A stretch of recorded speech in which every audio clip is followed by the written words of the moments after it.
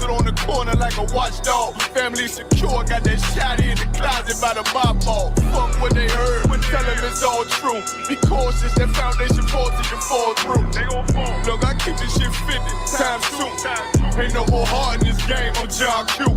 Colder than the avalanche, way above average. Offense taste sweet, told him make me an apple tree. Left us in the valley full of bones, this where hope found. Java, come on, man, dark sands get broke down.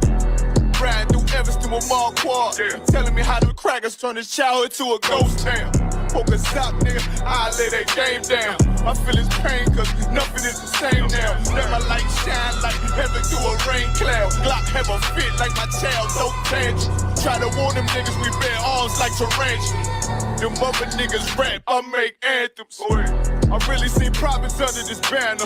Made my enemies bow down on camera. Told my design I wanted black and white like a panda. I'm better than that nigga that sunk dirty Diana. Look, I move like a Brazilian, precious cargo. Spirit ancient, but I got a new semi-auto. Wave that bitch around like where's Wardo. Sleep if they won't, I cut through they Z's like I'm Zorro. Hate me for his name, so I gotta keep that steel clutch. Trust me, I'm not what you think. I squeeze till it click like Dorothy when the heels touch. The world got me dumb, I don't feel much.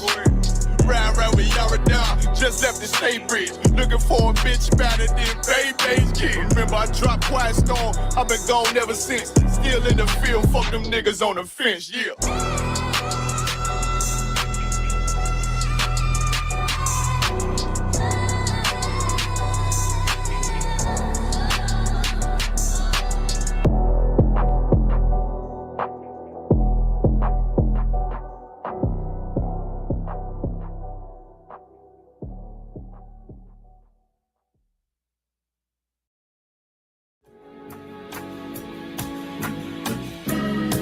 They killed, give me Isaiah 14 and 21. They did the same thing to my people. So you said that they put millions of my people. Should a murderer go to jail for murdering? Absolutely. Should a thief go to jail when he steals? Absolutely. Should a robber pay back the money he robbed? Absolutely. So why shouldn't the white man pay for what he did? That's right. That's right. You'll see just how it feels. Payback is a dog. It's a dog. Payback is a dog.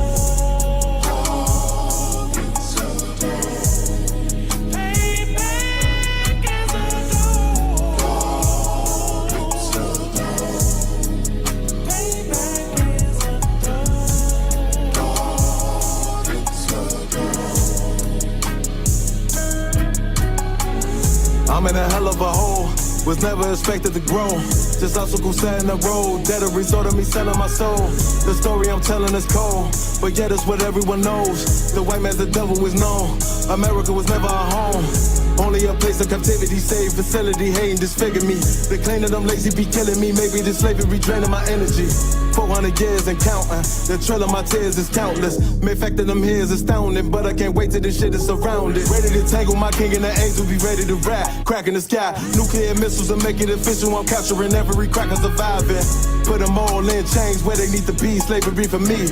And let the whole world see that with them in the cage and safer in the streets. Put the dog on a leash, get resolved for the beast. 144, get the ruler show, we could all be at peace. As soon as the trumpets are sound, your kingdom we busting it down. The only way justice is found, the time for your judgment is now. You'll see just how it feels. Payback is a dog. It's a dog. Payback is a dog. It's a dog. Payback is a dog. It's a dog. Payback is a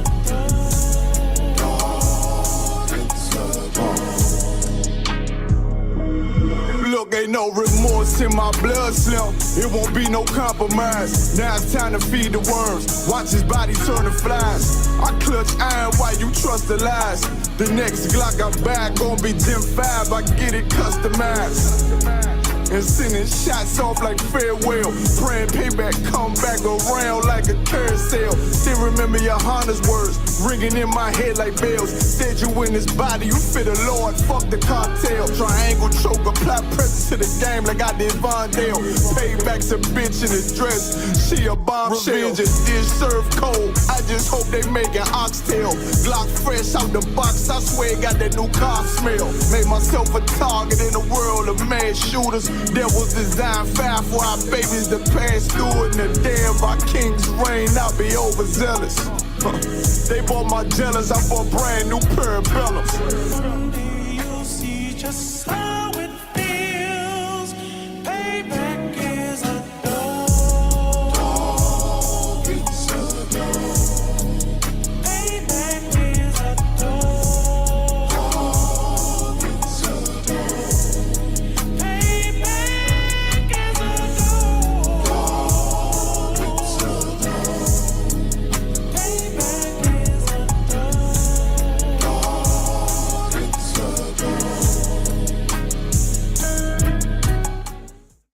Somebody once told me, you have to go through hell to achieve resurrection.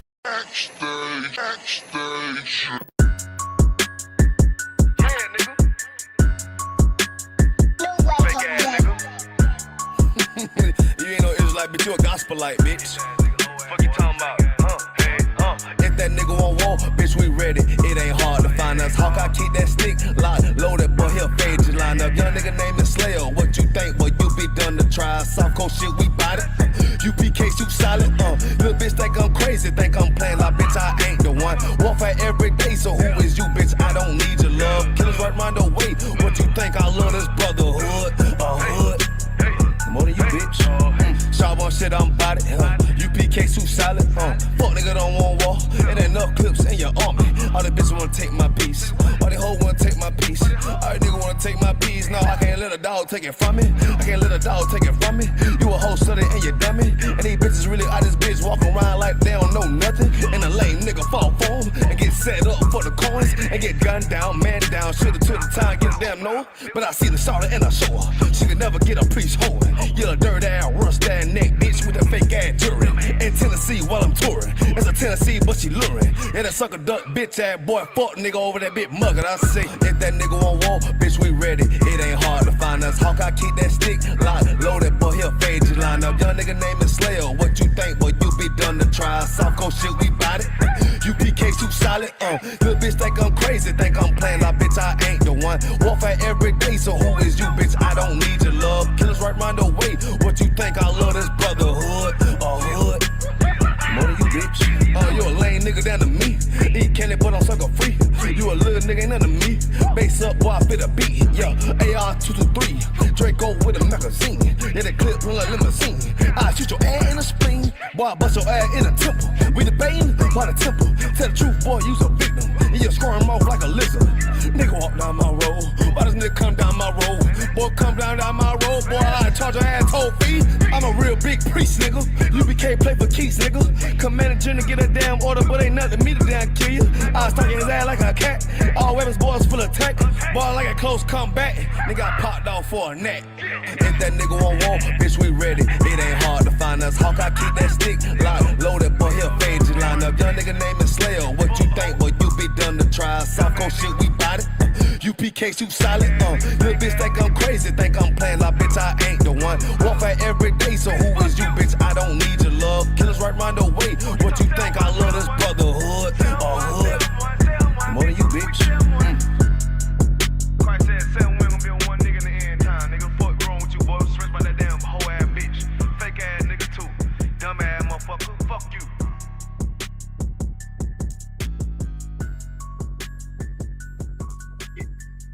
Most High Christ. Most High Christ. Shalom, shalom. Y'all Bashim Yashim Thumbs to all the brothers. Y'all Shemar Thun Bashim Yahweh shout to all the sisters. I'm preaching officer of 5,000 Malak. I'm the camp leader in Kansas City. And we are having a child molestation series, a 4-part series over the course of 4 weeks. And tonight we have an amazing, of course, and it's an honor. We have a special guest coming on.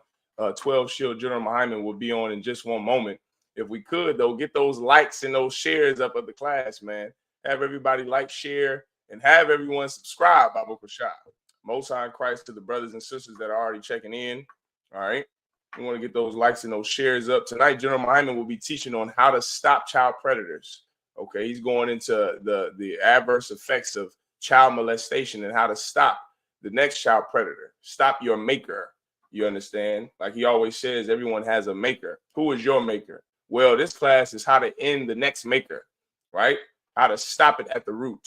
All right. Get those likes and those shares up, man. Let's see. Shalom to the brothers and the sisters that's checking in the class. All right.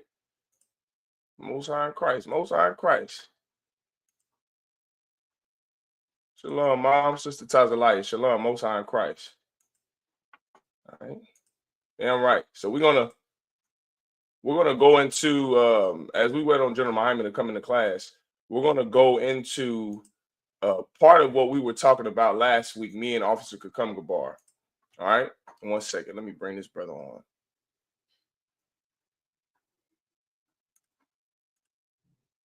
Most High in Christ, Buffalo. Shalom, Mark. Yahweh Shem Eshkatah. What's going on, mighty man?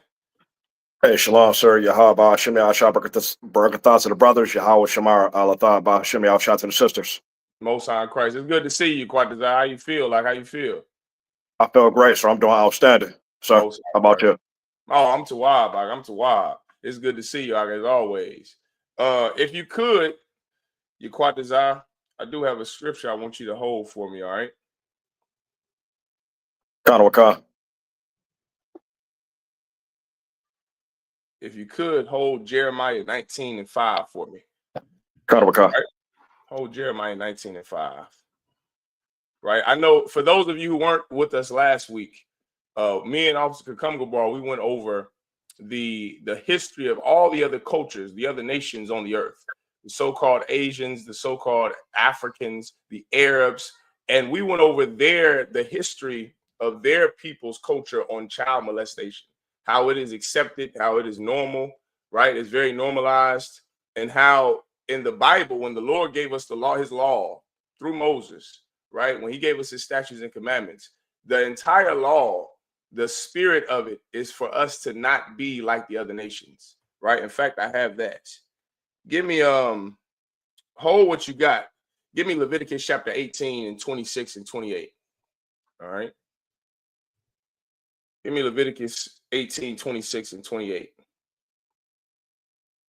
And also for brothers and sisters who are watching, put your questions in the comment section, Salakia. For those brothers and sisters who are watching online, even you quite desire. If you have a question for General Mahayaman when he comes on class, when he comes into the class, hold it, right? Hold your questions.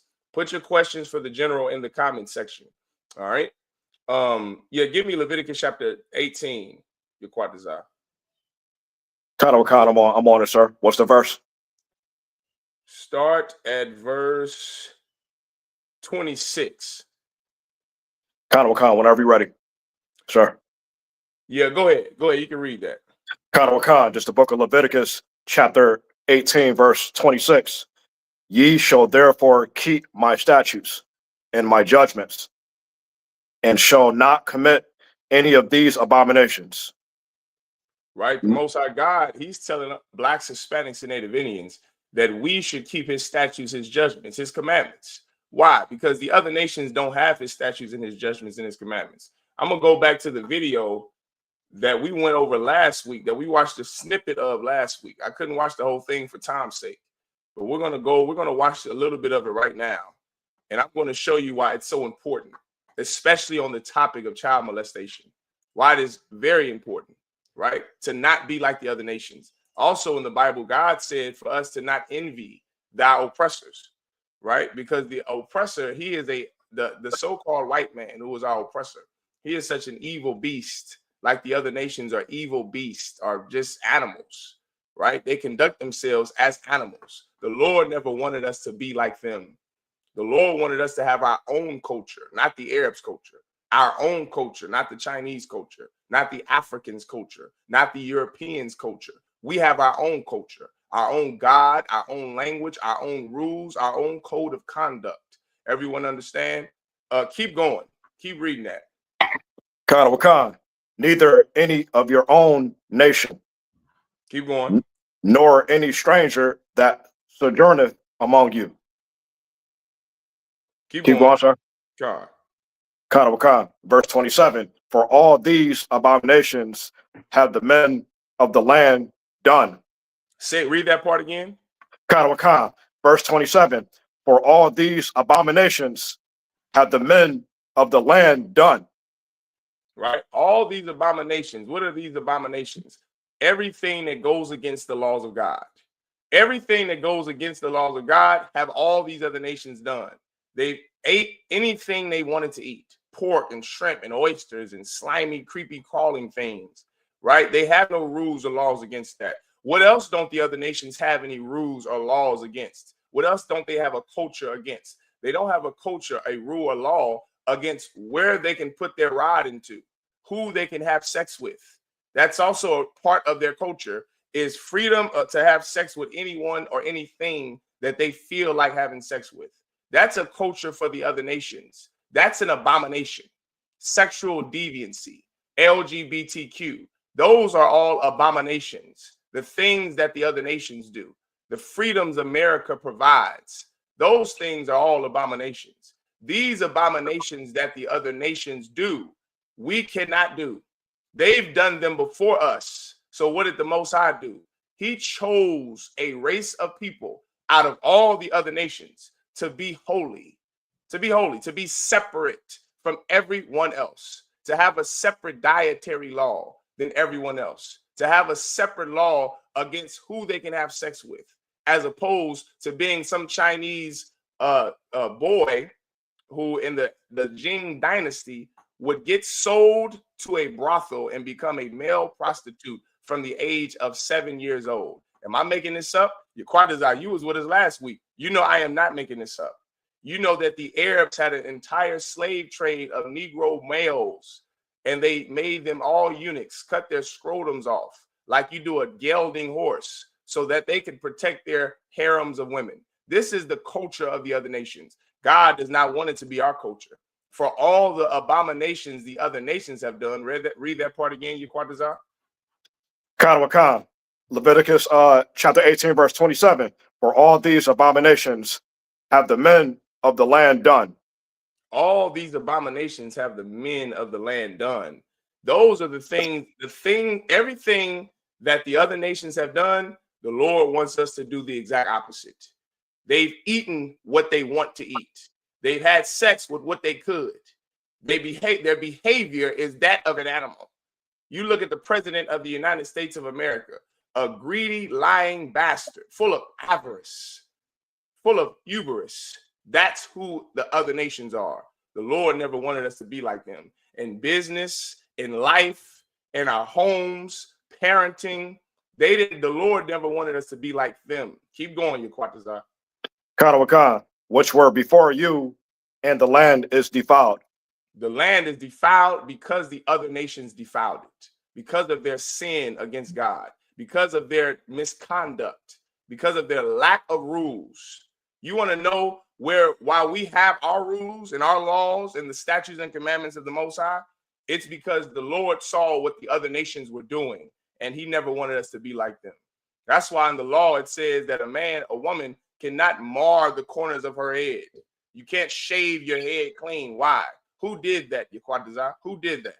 Slack, sir, the ancient Egyptians, the Matazarians. The Egyptians, the Africans, give them a hand.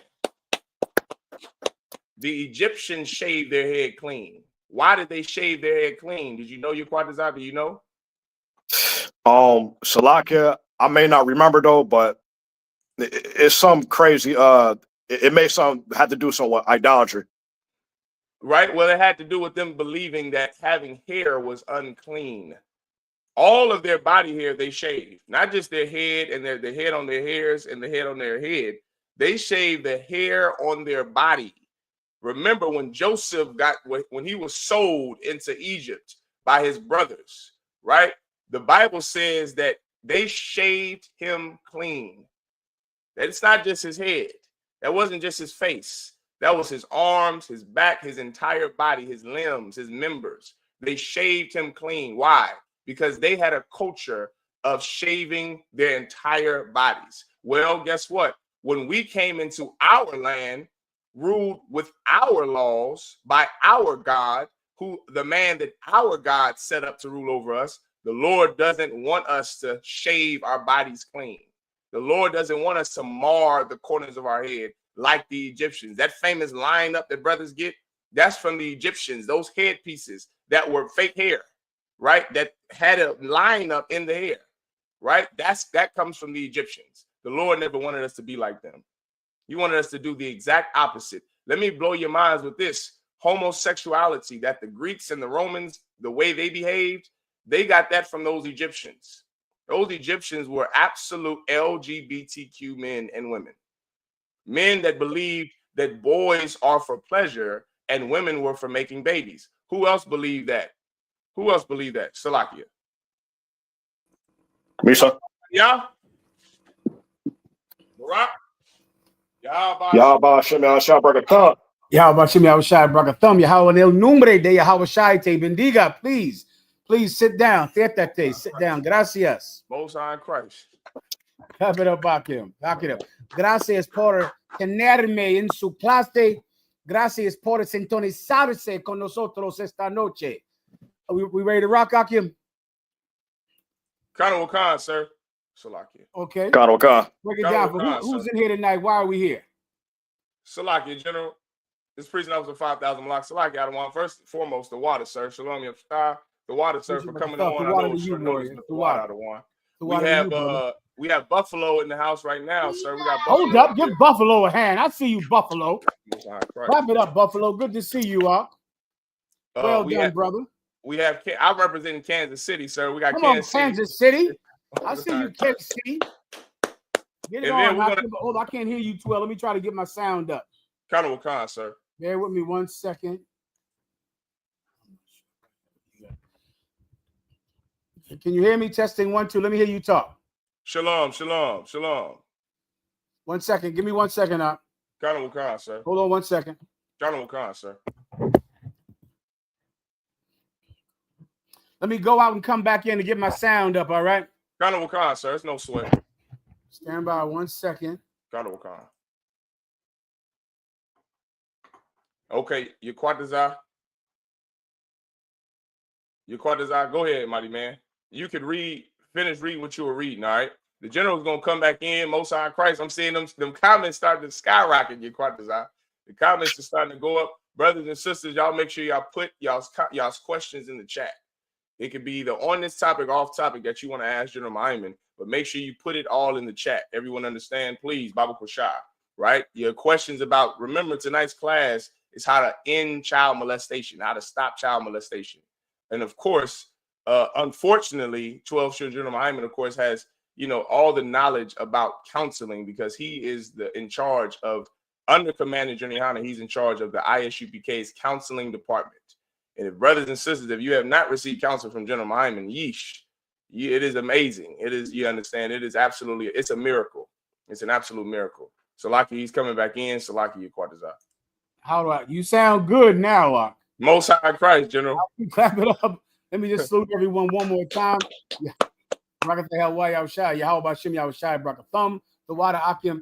Gracias por tenerme en su clase. That's a thank you for inviting me into your class. Gracias por sintonizarse con nosotros esta noche. That's for all the brothers out there and sisters online. Thank you for tuning in tonight. I'm here today with the brothers out there. You out of Kansas City, that's correct? Kansas City, Buffalo, New York. And I believe we're here tonight to discuss the topic of child molestation. Is that correct, Doc? Khan, sir. So we'll get into that topic tonight. What I would like to do with your permission is open the class up to anyone that might have any questions at all. Does anyone have any questions online?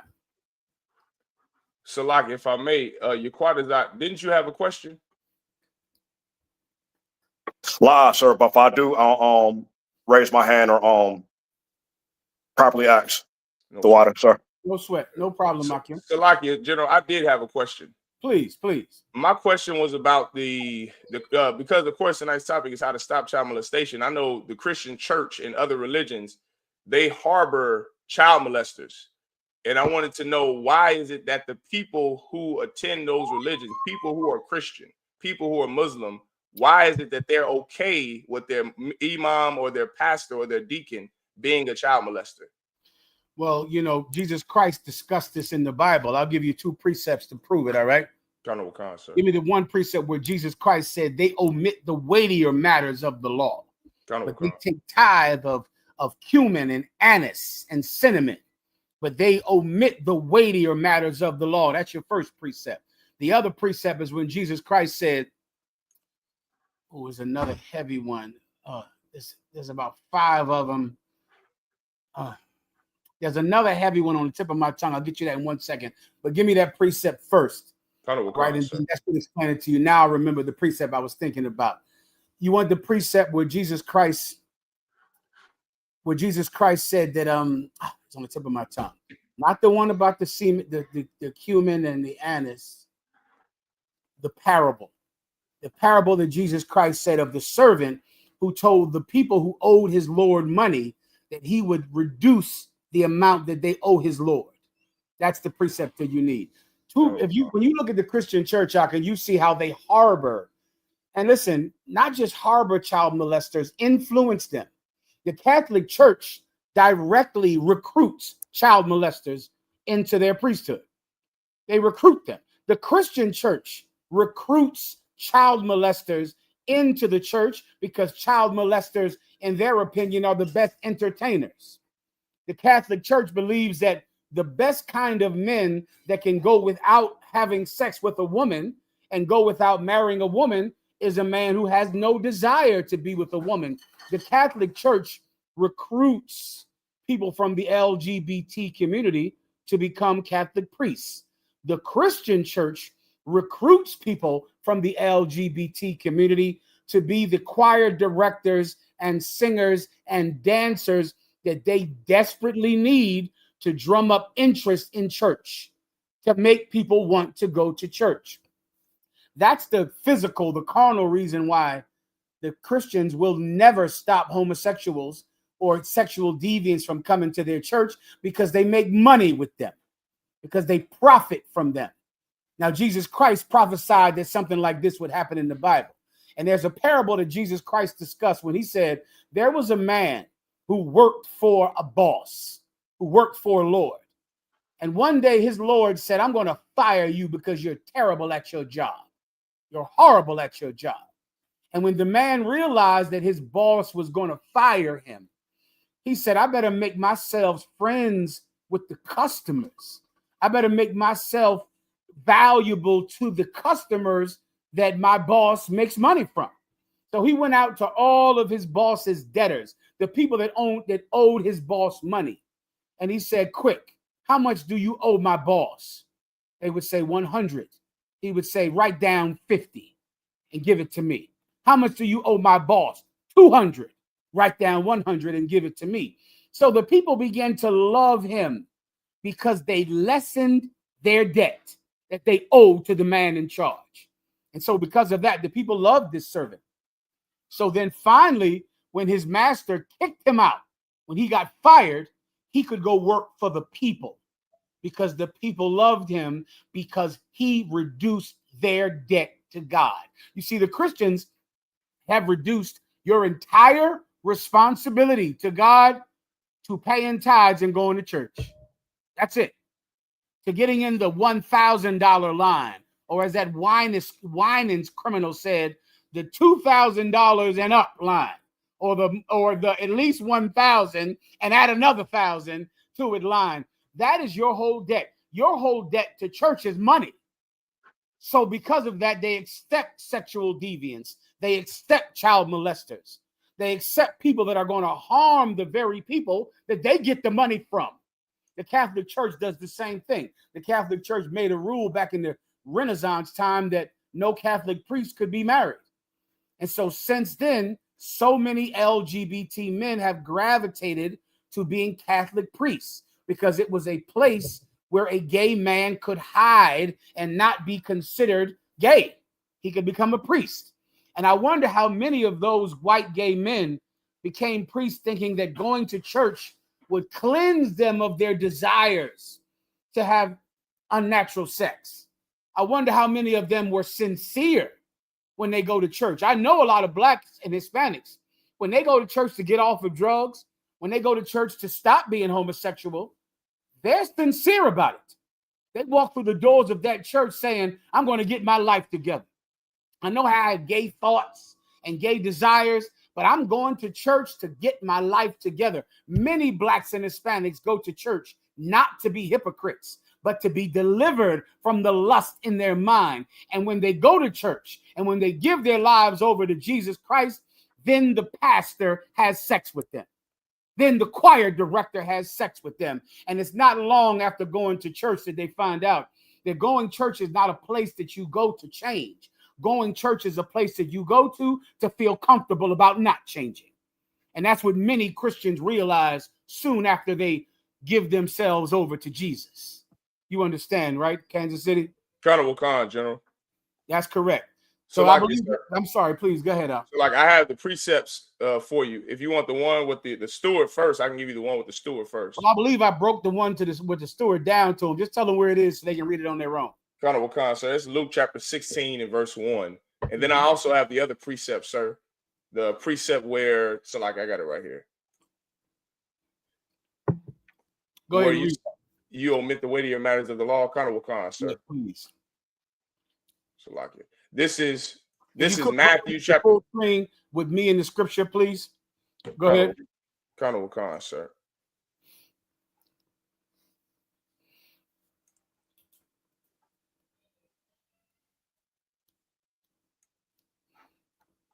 You got it.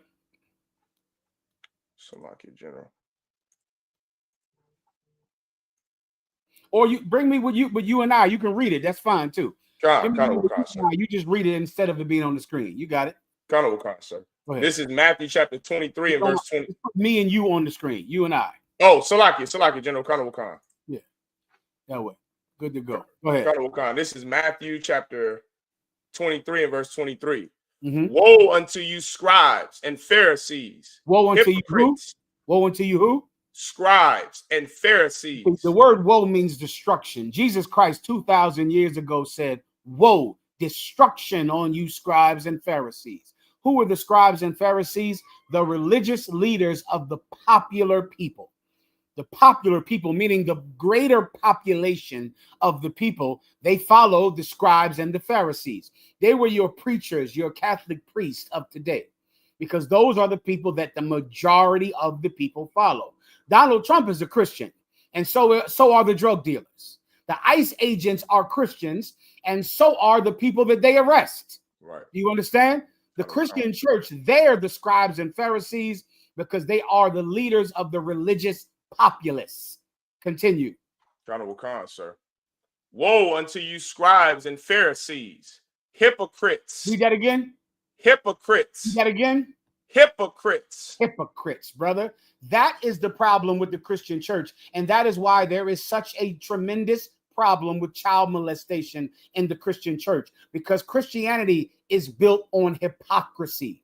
Christianity is not a place that you go to change. It is not a belief system that you join to change. It is the belief system that you join to be comfortable without changing. That's right. That's what the Christian religion is. Oh, you hypocrites. That's what you Christians are. Hypocrites. And that's why you harbor child molesters. That's why you continue to have a Catholic priest who's a child molester, and you never punish him, never cause him to repent, but transfer him from parish to parish so he can create a gaggle of victims all over the planet Earth. Continue. God of Wakan. For ye pay tithe of mint and anise and For you cumin. pay tithes of mint and anise. You know what that is? Paying tithes of mint and anise. Those were the mint and anise sellers, the importers, the exporters, like the people that sell mint and sell anise. Anise and mint are spices. They're still very popular spices today, right? You can imagine how popular they made the Middle East a long time ago. My God, if you were in the Middle East, those Romans whose food was terrible, who had the same unseasoned chicken that white people are eating today. They had that in Rome 2,000 years ago. And of course, if you were someone that sold mint, anise, cumin, you were going to be rich because the Romans were going to import all of your exports out of Jerusalem. So people who sold mint and anise, they paid tithes. They paid tithes and they made the religious leadership rich, just like the Christians are rich today from collecting tithes from greedy billionaires and greedy millionaires. That's right. Continue. Honorable Khan. And have omitted the weightier matters They've of the done law. what? They've done what? Omitted the weightier matters of the law. The word omit means to leave out. To leave out. So the Christians, just like the Sadducee and Pharisee of old, the only burden that people have is money. If you can get in that $10,000 line, they don't care who you molest. They don't care whose children you destroy. That means nothing to them at all. You omit the weightier matters of the law. Continue. Honorable Khan, sir. Of the law, judgment. What? Mercy. Read that again. Read that again. Judgment. Read that again. Judgment. Let me tell you what every child molester needs to be judged. That's right. All need to be judged. They need judgment. Judgment. But you Christians, you leave out the judgment. Do you know who else needs judgment? Our oppressor needs judgment. He has to be judged for his crimes. But because you never judge anyone, all you do is allow people to get in the $5,000 line and to stay as wicked as they want to be, then there's never any judgment. And judgment is what's going to change this world. Judgment. I know you white people are sick of Christianity. I know you white people sitting out there watching ICE agents beat up little girls and watching ICE agents snatch the babies out of people's arms. I know it hurts you to see your own people be so cruel. To have to turn your phone on and see a man that looks just like you beating up a woman who loves her child simply because she's a different race than you are. Well, white people, it is always going to be like that until God's judgment comes down on your people. Once God's judgment comes down on our oppressor, that's the only thing that will change white people. Nothing else can change them. They need to be judged by God. Well, child molesters must be judged by God. That's and if right. they're not judged by God, if you leave it out, if you omit that, if you omit justice and judgment, then our children are in danger. The future is in danger. Continue. Honorable Khan, sir. Judgment, mercy, Read that and again. faith. Read that again. Judgment. Mercy, judgment, mercy, and what else? And faith. And what? And faith. Let me tell you something, brother. Those three things, orale, those three things are what the Israelite school of UPK is built on. And those three things are omitted from the religion of Christianity, omitted from the religion of Islam. They're not in it. They're not in it at all. There is no faith in Christianity. You don't have to believe in Christianity. You just have to pay. You don't have to really believe, because if you really, truly believed, then you absolutely would not molest a child. You absolutely would not steal. You absolutely would not leave your woman. You absolutely would not get divorced. You absolutely would not smoke weed and do edibles and do all of the drugs that Christians that go to church every Sunday are doing on Saturday. You don't believe in anything. And the Christian church still is a haven for you. You absolutely don't believe in justice, in judgment, or else you absolutely would stand on the side of the Israelite school of UPK against the politicians, against the preachers who call for our oppressor to rule the next kingdom. You would stand on our side because we believe in justice. We believe in judgment. And let me tell you something else you Christians don't believe in. And because of this, there is rampant child abuse in the Christian church. You don't believe in mercy in the Christian church. You don't have any mercy. You have no mercy. You lack something that is absolutely essential to make the kingdom of heaven. You don't love each other in the Christian church. You don't have any love. Amarse unos a los otros. In the Israelite school of UPK, we have to love each other, man. And you don't love anybody. You drug addicts in the Christian church, you don't love anybody. You alcoholics, you don't love anybody. You don't love your children. You don't love your wives and husbands. You don't love anyone. That's why you're a drug addict. That's why you're an alcoholic. That's why you molest children, because you don't love anyone. And that's the real deficit that is in the Christian church. There is no love in there. There's no love in the Christian church. And that's sad for you. That's sad for you, because amor vencerá al odio. Amor vencerá al odio. Love is going to conquer hate one day. And the Christian church only is full of hatred and nothing else. And I'm going to prove that tonight. And that gets to the core of why child molestation exists in this evil world. That gets to the core. I'm going to get to the topic of child molestation tonight.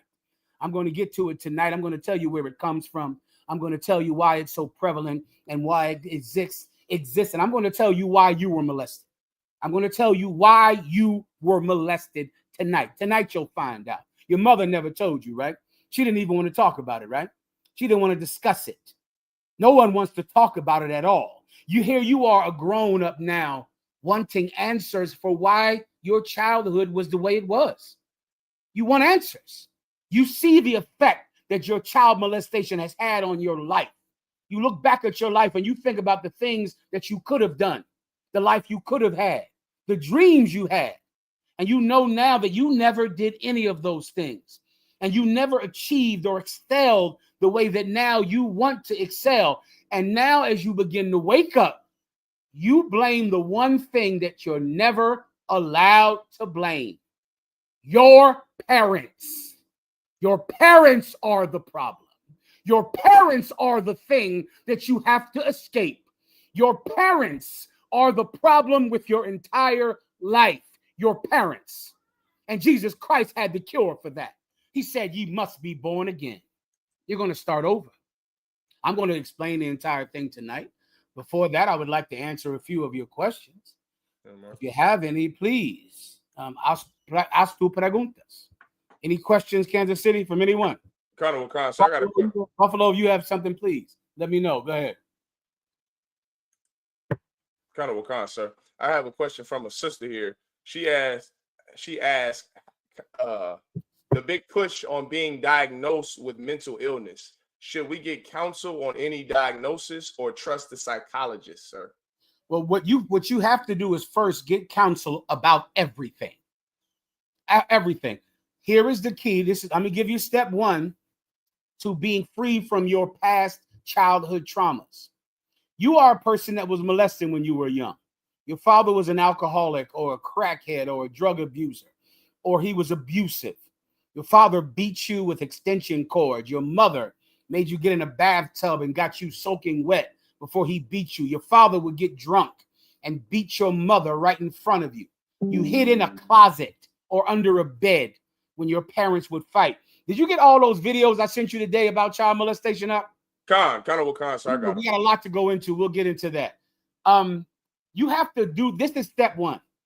Don't trust your own judgment. You're sick. You were molested as a child. Your father was an alcoholic, a drunk. Your mother, a crackhead. Your mother, you know what your mother cared about more than you? Whatever relationship she was in at the time. That's all. Your mother didn't give a damn about you. Your mother cared about whatever relationship she happened to be in at the time. Let me give you a true story, right? A true story. I have too many of these. And given enough time, I'll tell you all of them. Every last one of them. Where there was a woman, right? And her mother would tell the stepfather to beat her. I don't know if you know this, Kansas City, but many women, you go marry a woman now, she has kids. Before you know it, she's going to tell you, I need you to beat my kids. I need you to help me with these kids. These kids are too bad. They're too terrible. And so the girl begins to get beat damn near to death by her stepfather. And her mother would just let it happen. And her mother wanted it to happen because, of course, these children are bad. And somebody has to do something about it. So your mother goes and finds some man that can be a surrogate daddy to you, that can be a stepfather, and your stepfather beats you. Now, this man, you just met him last year. You don't even know him, but he comes and he beats you. And you start to accept it. She also makes you call him daddy. She makes you call him dad. Then one day the girl comes home and she says, "Where's dad at?" She says, "We ain't together anymore." But the mom left the man, left him. You know why? Because he cheated on her. He cheated on her. And the girl comes home one day and says, "Where's dad at? The man that's been beating me for 2 years, who has all these whelps and scars all over my legs and back because I was bad. Where is he at?" "Oh, we're not together anymore." And brother, sometimes they don't even explain to you how the marriage broke up. They just say, "Well, he ain't coming around." No, he's not. No, he ain't here. No, he ain't coming around. And you got to damn near figure it out for yourself that this man who's been beating you for 2 years, that was forced into your life, is now gone. And you know how common that story is? And what you have to understand, if you've been through that, your mother didn't love you. Your mother didn't care about you at all. You know what you are to your mother? Defecation. You know what defecation is, right, Kansas City? Kind of Wakanda, sir. You know why you know why I was compared children to defecation when you have a bad parent? Because you know how you eat food and you defecate? Well, your mother had sex and gave birth. You understand? A food goes in your mouth and you defecate in the toilet. Well, your mother put a penis in her vagina and a baby came out of her vagina. That's all you are to her. You're nothing else. You're just a product of sex. Your mother had sex, a baby came out, so she just keeps on having relationships, keeps on doing it. You're bad in school, she'll find a man to beat you. She'll find a man to help out with the rent. She'll find a man to help her fix her car. Once she's done with that man, she's done with him. That's it. And now you'll have to call a new man daddy. That's one story. I'm going to tell you all of them if I can tonight. I won't have time, but I'll try to do it. There is no love in the Christian church. So as you're going to realize that you need help, you need a psychiatrist, you need a therapist, you better come to us first. Don't trust your own mind. You trust yourself after what you went through? You're like a vehicle with too many miles on it. You're like a car that has just been through too much. You got a bad transmission and the motor is at the end of its life. You're going to need our help. That's step one. You don't trust yourself if you've had a traumatic childhood. Don't trust yourself, ever. You come in here and you ask us what to do. If you need to go to the doctor, we'll tell you to go to the doctor. If the doctor prescribes you medication, we will research that medication. We will find our own experts that will either verify what that doctor has said or will tell you to go get a different opinion. You obey, but you never trust your own mind because your parents were terrible. You can't trust the thinking, the logic that you got from them. Everyone understands. Kind of Wakanda, sir. Go ahead. Kind of Wakanda, sir. I have another one. The sister asked, how do we protect or teach kids about other kids who can be a predator because of what they've been taught, considering they will be more trusting with other kids? Okay, well, we're going to go into that tonight. That's similar into a phenomenon called sibling molestation. There's many forms of child abuse. Some child abuse is from a parent to a child. Some is from a sibling, a peer, to another peer. And that is very, very common. It's very common. Most of your homosexuals out there, they had sex with their cousin first. Let me give you another story. There was this brother in the South, and he's a homosexual. He's a homosexual. I'm sorry, 1 second. Give me some back. Salaki, sir. Kind of one kind. Salaki, sir.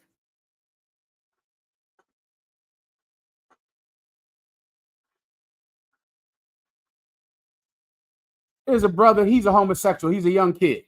So now we're in the council, and I'm asking the kid, like, how did this start? Trying to see if someone molested him. And he says that he was molested by his cousin, who was very close to his same age. They all went to church. They were all sitting in the Christian church. you're going to send your kids over to your cousin's house. They're having sex with those cousins.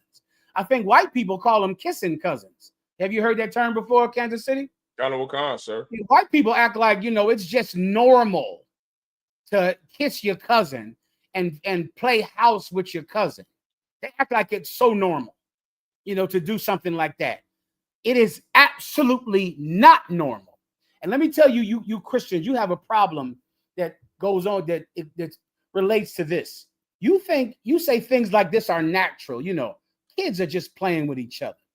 You go over to a kid's house. Yeah, your cousins, they start kissing, touching each other, licking all over each other, trying to act like they're adults. You think it's normal because it's natural. And that's what you say. Well, it's natural. They're kids. They're experimenting. Just because something is natural does not mean it should be normal. Because something is natural doesn't mean it's normal. Everything is natural. Right. What does a dog think it's natural? A dog has sex with its mother. A dog has sex with its daughters. A dog will have sex with your leg. It's natural, but it shouldn't be normal. It shouldn't be something that we do. The Israelite School of UPK under commanding General Yohana, we're going to create a world when the things that are supernatural are normal. That's right. We're creating that kind of world simply because something is just natural. They're kids playing. You know how kids do things. Simply because it's normal, simply because it's natural, doesn't mean it should be normal. We're going to make what is supernatural normal. This is what your children have to realize. They can't be natural over there with their friends. Right. They can't. Your children have to have an excellent scope of what is their body and what is private and what is public. And you have to start with that immediately. You begin with that. You begin with them having an awareness of what is private and what is public. This is my body, that's their body. A body is a possession that is yours and no one else's. And you have to start teaching them this young. And then you have to give them this that I've taught too many children back when I had hair and braids. I taught children this. Scream, yell, run, tell. Repeat it. Write it in the chat room right now. Scream, yell, run, tell. Write it down. Put it back to me in the chat. Scream, yell, run, tell. So once you teach your child what's private, what their body is, these places are your private areas. This is my face, people see. My hands, people see. Right? But my penis, my vagina, my butt, that's a private area no one can see. No one is allowed to touch it, to go near it. If someone touches it or goes near it, scream, yell, run, tell. So now when they're over their friend's house, and this is going to happen. Do you understand me? Your child is going to go to some kid's house, or either his brother is going to do it, or his sister is going to do it. But this is going to happen. You might not molest your child, but someone that is either in their peer group or a relative is going to try to touch them. When it happens, your child has to scream, yell, and run out of that room and tell. And you have to give your child something else that your mother never wanted you to give them. Your child has to believe in telling people in authority the truth. That has to happen. Let me give you another story. This happened today. There was some woman, and the child services came to her home, right? Now, I found out that child services was going to come to her home last night. And so I told her camp leader, listen, make sure to tell this woman, tell your daughter to tell the truth. Tell her, say, tell the truth. I'm telling you, baby girl, to tell the truth.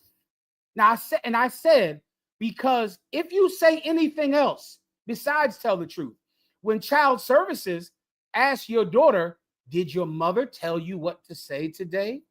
Did your mother tell you what to tell us? Your daughter is going to say what you told her.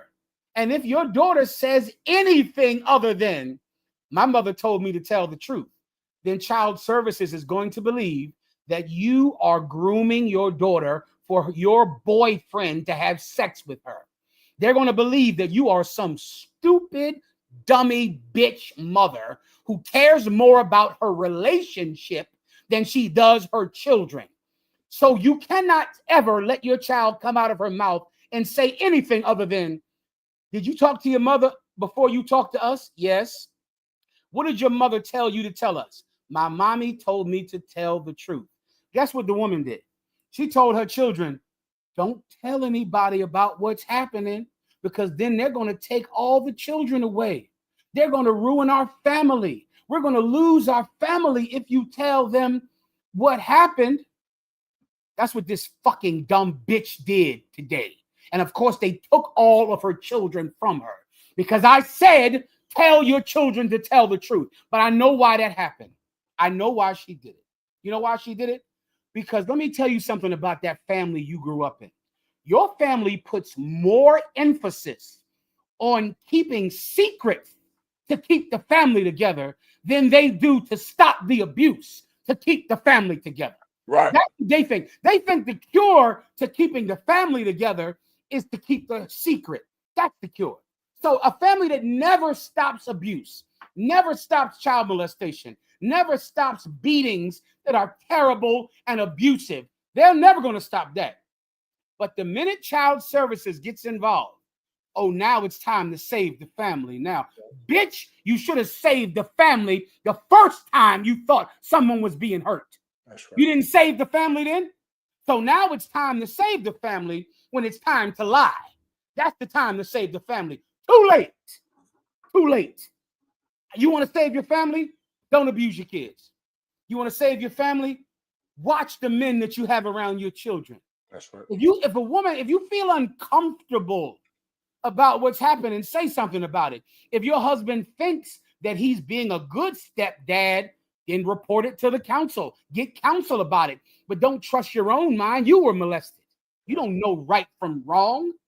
You were molested. And that's what people do. People put all the emphasis on keeping it a secret. You ever see somebody fighting to keep a secret? Why? Because they don't want the white man to come in and destroy the family.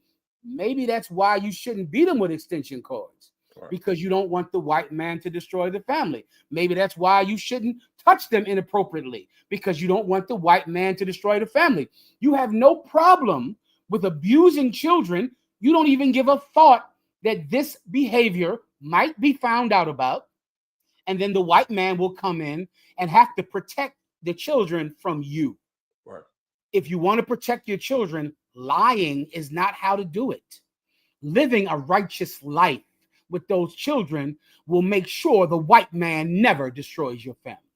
So because of that, why?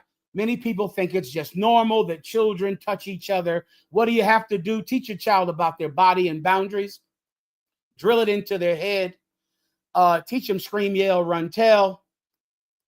Make sure that if something happens, you tell the truth. And that's how you can make sure to protect your children from other children. Everyone understands. Colonel Wakan, sir. So, like your general had another question from Sister Yapashe R. She asked, like you, sir, why is it mentally difficult to talk about or turn in abusers? Because it's going to destroy your family. Don't you see? Right? Let me ask you, Sister Yapashe R.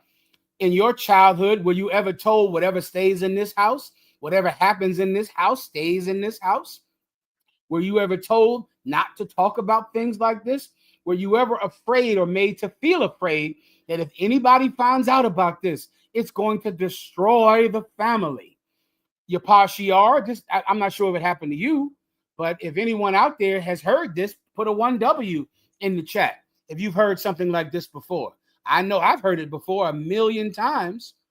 You know, listen, a bad mother is very keen about keeping the secrets of what is happening to you. A bad father, they're going to become a lawyer once you tell your school something. Once you go and tell your school what happened to you, your parents are going to become civil rights attorneys. But we can't ever mention this. We never can say anything about this. And they scare you. Remember, you're a child, so they scare you like, if anyone finds out about this, they're going to take away your brother and sister. They're going to take you from your mommy. You know what? You know what? It's too bad that you're so young because you can't ever ask your parents this. Well, mommy, if telling people about it will make them take away my brother and sister, why did you let him do that to me then? Right. Why did you let him do that? Well, mommy, if me telling someone about what you did might destroy our family, why did you do it to me? I wish that you were old enough to ask your mother or your father that question. I wish. But because you're a baby, because you're a little girl or a little boy, you don't know enough. And because you don't know enough, because you're vulnerable, that's why you were such a ready victim for your mother, a ready victim for your father, a ready victim for your cousin or your older brother or your older sister. You're just someone easy to prey on. That's all. I'm going to show you that again today. I'll explain all of this to you. Any more questions? Honorable Khan, sir. There's another one from Sister Nizam Anna. She asked, Salaki, sir, if I may, if a brother or sister in the school was molested as a child and now is an adult, may they still seek counsel for past trauma that still affect them in adulthood? Sister, that is the reason that Commanding General Yohana even built the school. That's why we're here. What are we here for? The whole reason we're here is to bind up that which was broken. That's why we're here. Right? Yes, absolutely. Anything else? Honorable Khan, sir. One more question. Also, how as a parent who has been molested, how do we not look at everything as inappropriate or skewed because of what we've been through? Well, let me tell you, that's a very important question. And it's heavy because you're going to have to do the same thing that a child molester has to do. You're going to have to be born again. You're going to have to start over. Because like you're saying, there are some people that have been molested. So because they've been molested, now they're going to go molest other children because in their mind, that is what you do to children because that is what was done to me. Or you'll be a person that was molested, and because you were molested, you know, any touching, a hug, any appropriate touching gives you trauma, right?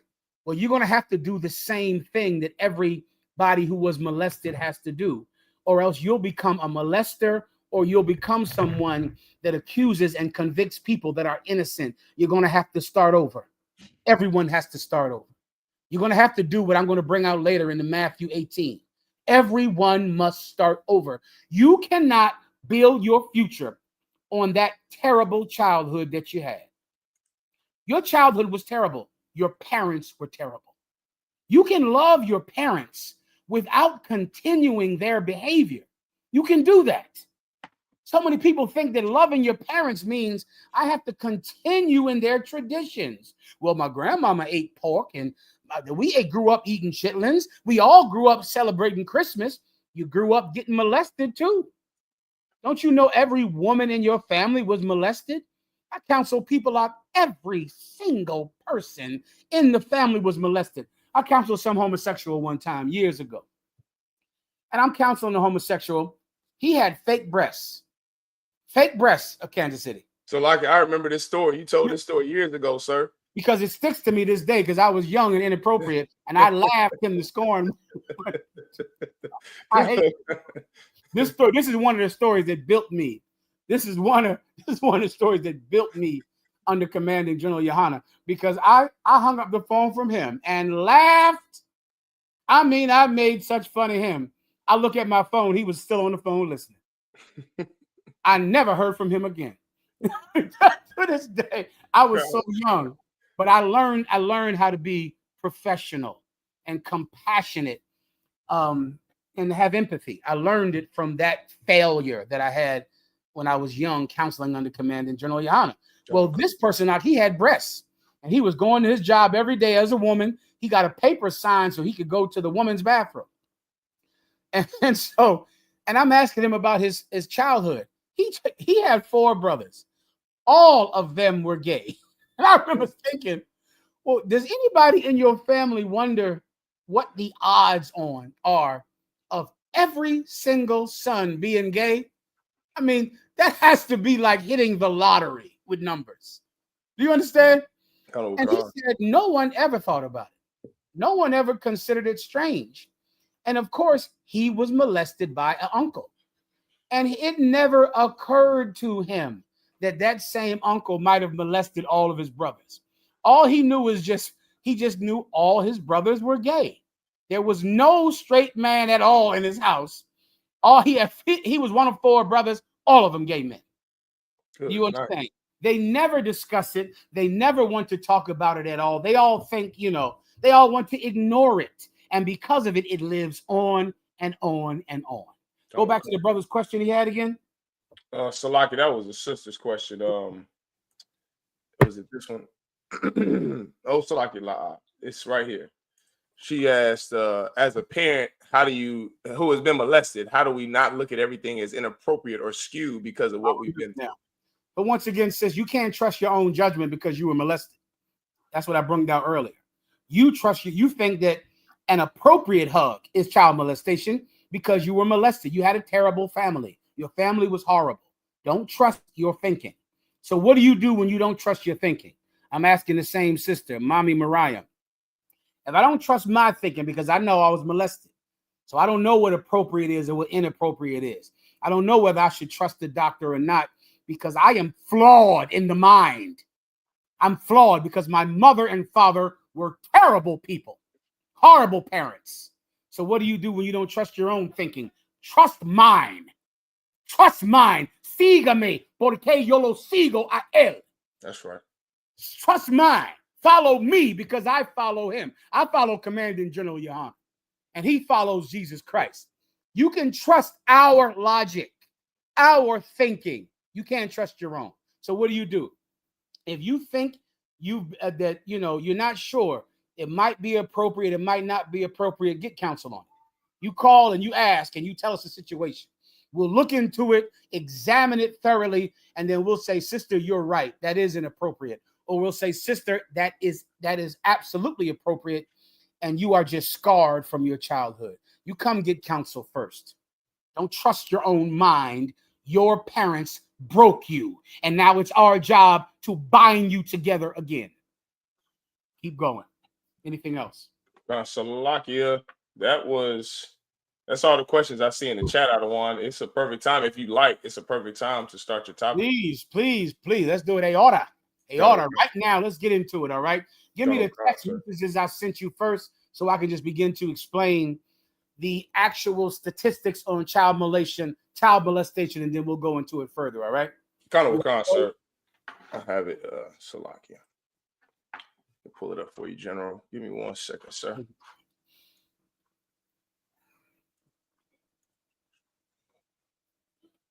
Do you want the video first, General, or do you want this article?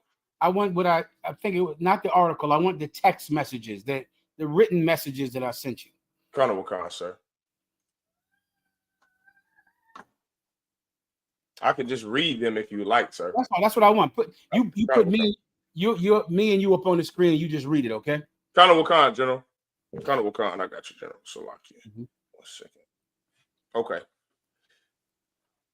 Okay, this is adverse childhood experiences. Adverse childhood experiences are traumatic events that occur during childhood between 0 to 17 years old, such as abuse, neglect, or witnessing violence. These experiences can have long-lasting effects on a person's physical, mental, and emotional health. Let me give you another thing that people think is normal because it's natural. Is having an adverse childhood, childhood where you have trauma that people think just comes with being a child, and it shouldn't. Let me tell you, the number one job you have as a parent is to keep the traumas as small and as infrequent as possible. That is your number one job as a parent. Your number one job. Listen, there are traumas in life that you can't spare from your child. Your child is just going to have to go through it. Your job as a parent is to keep them as small and as infrequent as possible. But so many of us have been through traumas that we think are normal because they're natural. They are natural, but they should not be normal. They should not be normal. This is something that has happened to so many of us. Witnessing violence is abuse on a child.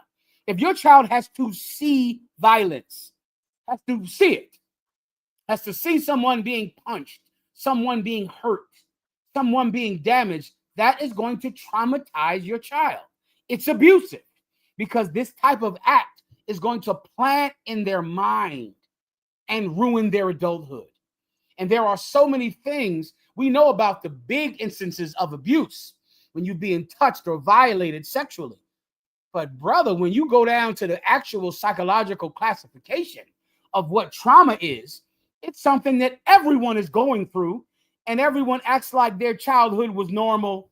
Everyone acts like it was just nothing, and you don't understand why your life went down the gutter, why your life is terrible, why you can't keep a relationship, why you can't keep a job, why you can't have a normal life.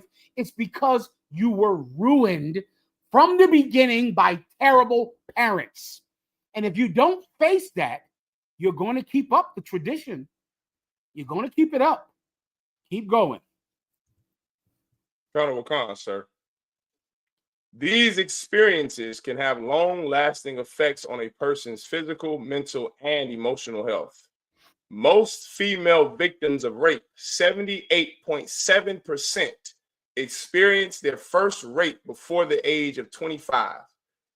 40.4% experience their first rape before the age of 18 years, and more than 1/4 of male victims experience their first rape when they were 10 years of age or younger.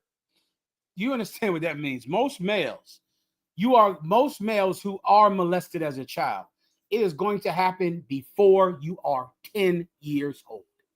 78% of women who have been through this is going to happen before they're 25 years old, when you are so young and so impressionable.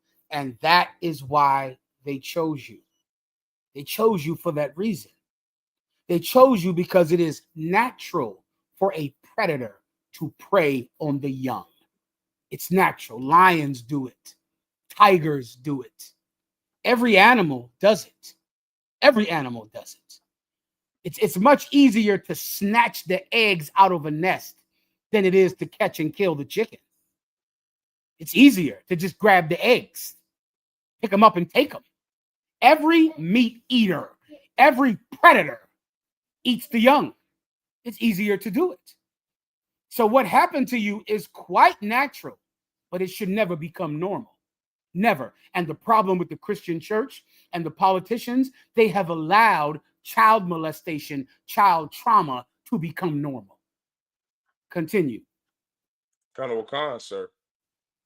And more than Salakia, their first rape when they were 10 years of age or younger. In 2013 alone, a total of 60,956 child sexual abuse cases were substantiated in the United States Department of Health and Human Services. Now that's 1 year. That's 1 year, over 60,000. And those are the ones that were substantiated in court. Can you imagine what that real number is? Remember, your mother taught you to keep good secrets so that you didn't destroy the family, right? Your mother was an expert on you not destroying the family, wasn't she? Your father is an expert on the children not destroying the family by telling the truth. They weren't so good at their actions, making sure that the family doesn't get destroyed, right? That they couldn't do so easily. So they did whatever they wanted to do to you. They did whatever their lust or their anger told them to do. But when people find out about it, now they're sitting down with the child and saying, listen, you cannot tell anyone. If you tell someone, they're going to take away your brother and sister. They're going to put your mommy in jail.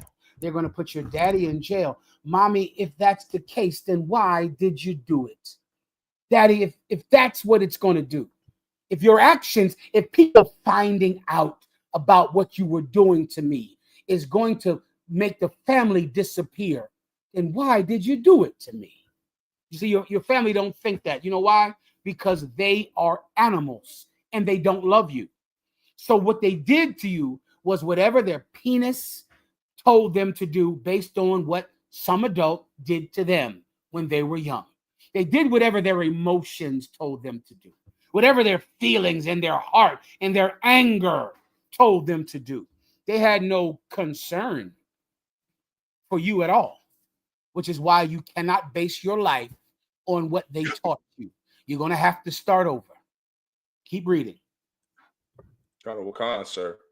Rates were highest for girls aged 14 to 17 years, of whom 16.4% experienced a sexual offense and 4.6% experienced a sexual assault in the last year. Now remember, these are the numbers that are substantiated in court. Right? These are the kids that told the truth. You understand? That's the ones that are substantiated. I was out in where was that recently? Houston, Texas. Give Houston a hand, man. We went out in Houston, Texas, right? We wanted to Captain Yatazak and all the brothers out there, Captain Kahan. We were in some club, right? We were in some club in Houston, Texas. And we're sitting in the club, and it's all these girls in the world in the club. Oh, it was tons of them in there, Kansas City. Oh, they was all over. I don't know what this brother's name is who was pulling guard that night for me. This brother was standing in front of me, and some woman was sexually assaulting him all night. I'm looking at him, and she's grabbing his face, rapping to him. I mean, rapping like saying a song like Emma, rapping, saying some Nicki Minaj rap that was a nasty sexual rap. And she's grabbing his shirt. She's stroking his beard. She's touching him. He is stone-faced. I don't know what this brother's name is. See if Yatazak can give me this brother's name so I can take the water to him. Colonel Wakan, sir. And I had to thank him for taking that sexual assault all night because he took it. As I'm sitting there watching this and watching all of these women in the world, and the women in the world were all over the UPK brothers. I don't know if you know that, Kansas City. But I mean, women like the brothers in the UPK. Were you aware of that? Damn right, Colonel Wakan. You know. I mean, they were in that section all over the brothers in the school. And I'm sitting there thinking, every last one of these women has been molested. That's all I can think about. I'm looking at them and how destroyed they are and how drug addicted and hookah sucking they are. And how they're dressed. And they're dressed here tonight to seduce men, to get male attention. And they know how to do it because this is how they've always done it with their uncle. This is how they got their stepfather's attention when they came out the bathroom in a towel. That's when their stepfather noticed that they were becoming a woman. That's when he noticed, right? That's when your stepfather noticed your body. And so now they're in this nightclub tonight showing us their body, just like they showed their stepfather their body. And he noticed it. And as I'm sitting there just looking at all of them, thinking every last one of these women has had sex with a family member, their stepfather, with their uncle, with their father. Their father has touched them. He's done it. And they're in here tonight to be so sexually free, to be so uninhibited and to show their body and to show that body that their stepfather had to have, that he couldn't resist. And brothers, you better know this when you go to pick a woman up. Her parents have destroyed her before you get her. They've already destroyed her. And you better count the cost before you talk to these women in the world. You better talk to them. You better count the cost. Because if you actually want to take them seriously, you're not just taking on some sexy woman that you're going to get to have sex with. You're taking on someone else's broken child that you're going to have to fix. You're going to have to fix her. If I was you, I would count the cost. I would count the cost. You meet a woman out, virtually every one of them has been molested. Virtually everyone. Virtually every woman that you meet, especially the ones that are so sexy, so desirable, they've been molested many times. Continue. Colonel Wakan, sir. I did ask Captain Yatazak. I'm just waiting for him to get back on who the guard was on Shamar for you at that club, sir. So, like, General, was that at Club Savoy in Houston? I don't know the name of the place. It was full of people and full of women in that section, trying to get the UPK the man's attention, trying the best they could. Keep going. Colonel Wakan, sir. For youth in the oldest age category, 14 to 17 years old, lifetime exposure to sexual assault was 14.3% for girls and 6% for boys. Keep going. Childhood sexual assault has been linked to poor psychological, social, and physiological outcomes across the lifespan. For example, children who experience CSA or childhood sexual assault are at increased risk of experiencing poor mental health outcomes, such as low self-esteem, depression, disassociation, and a history of suicide attempts. Children who experience CSA are also at increased risk of engaging in alcohol and substance abuse and risky sexual behaviors.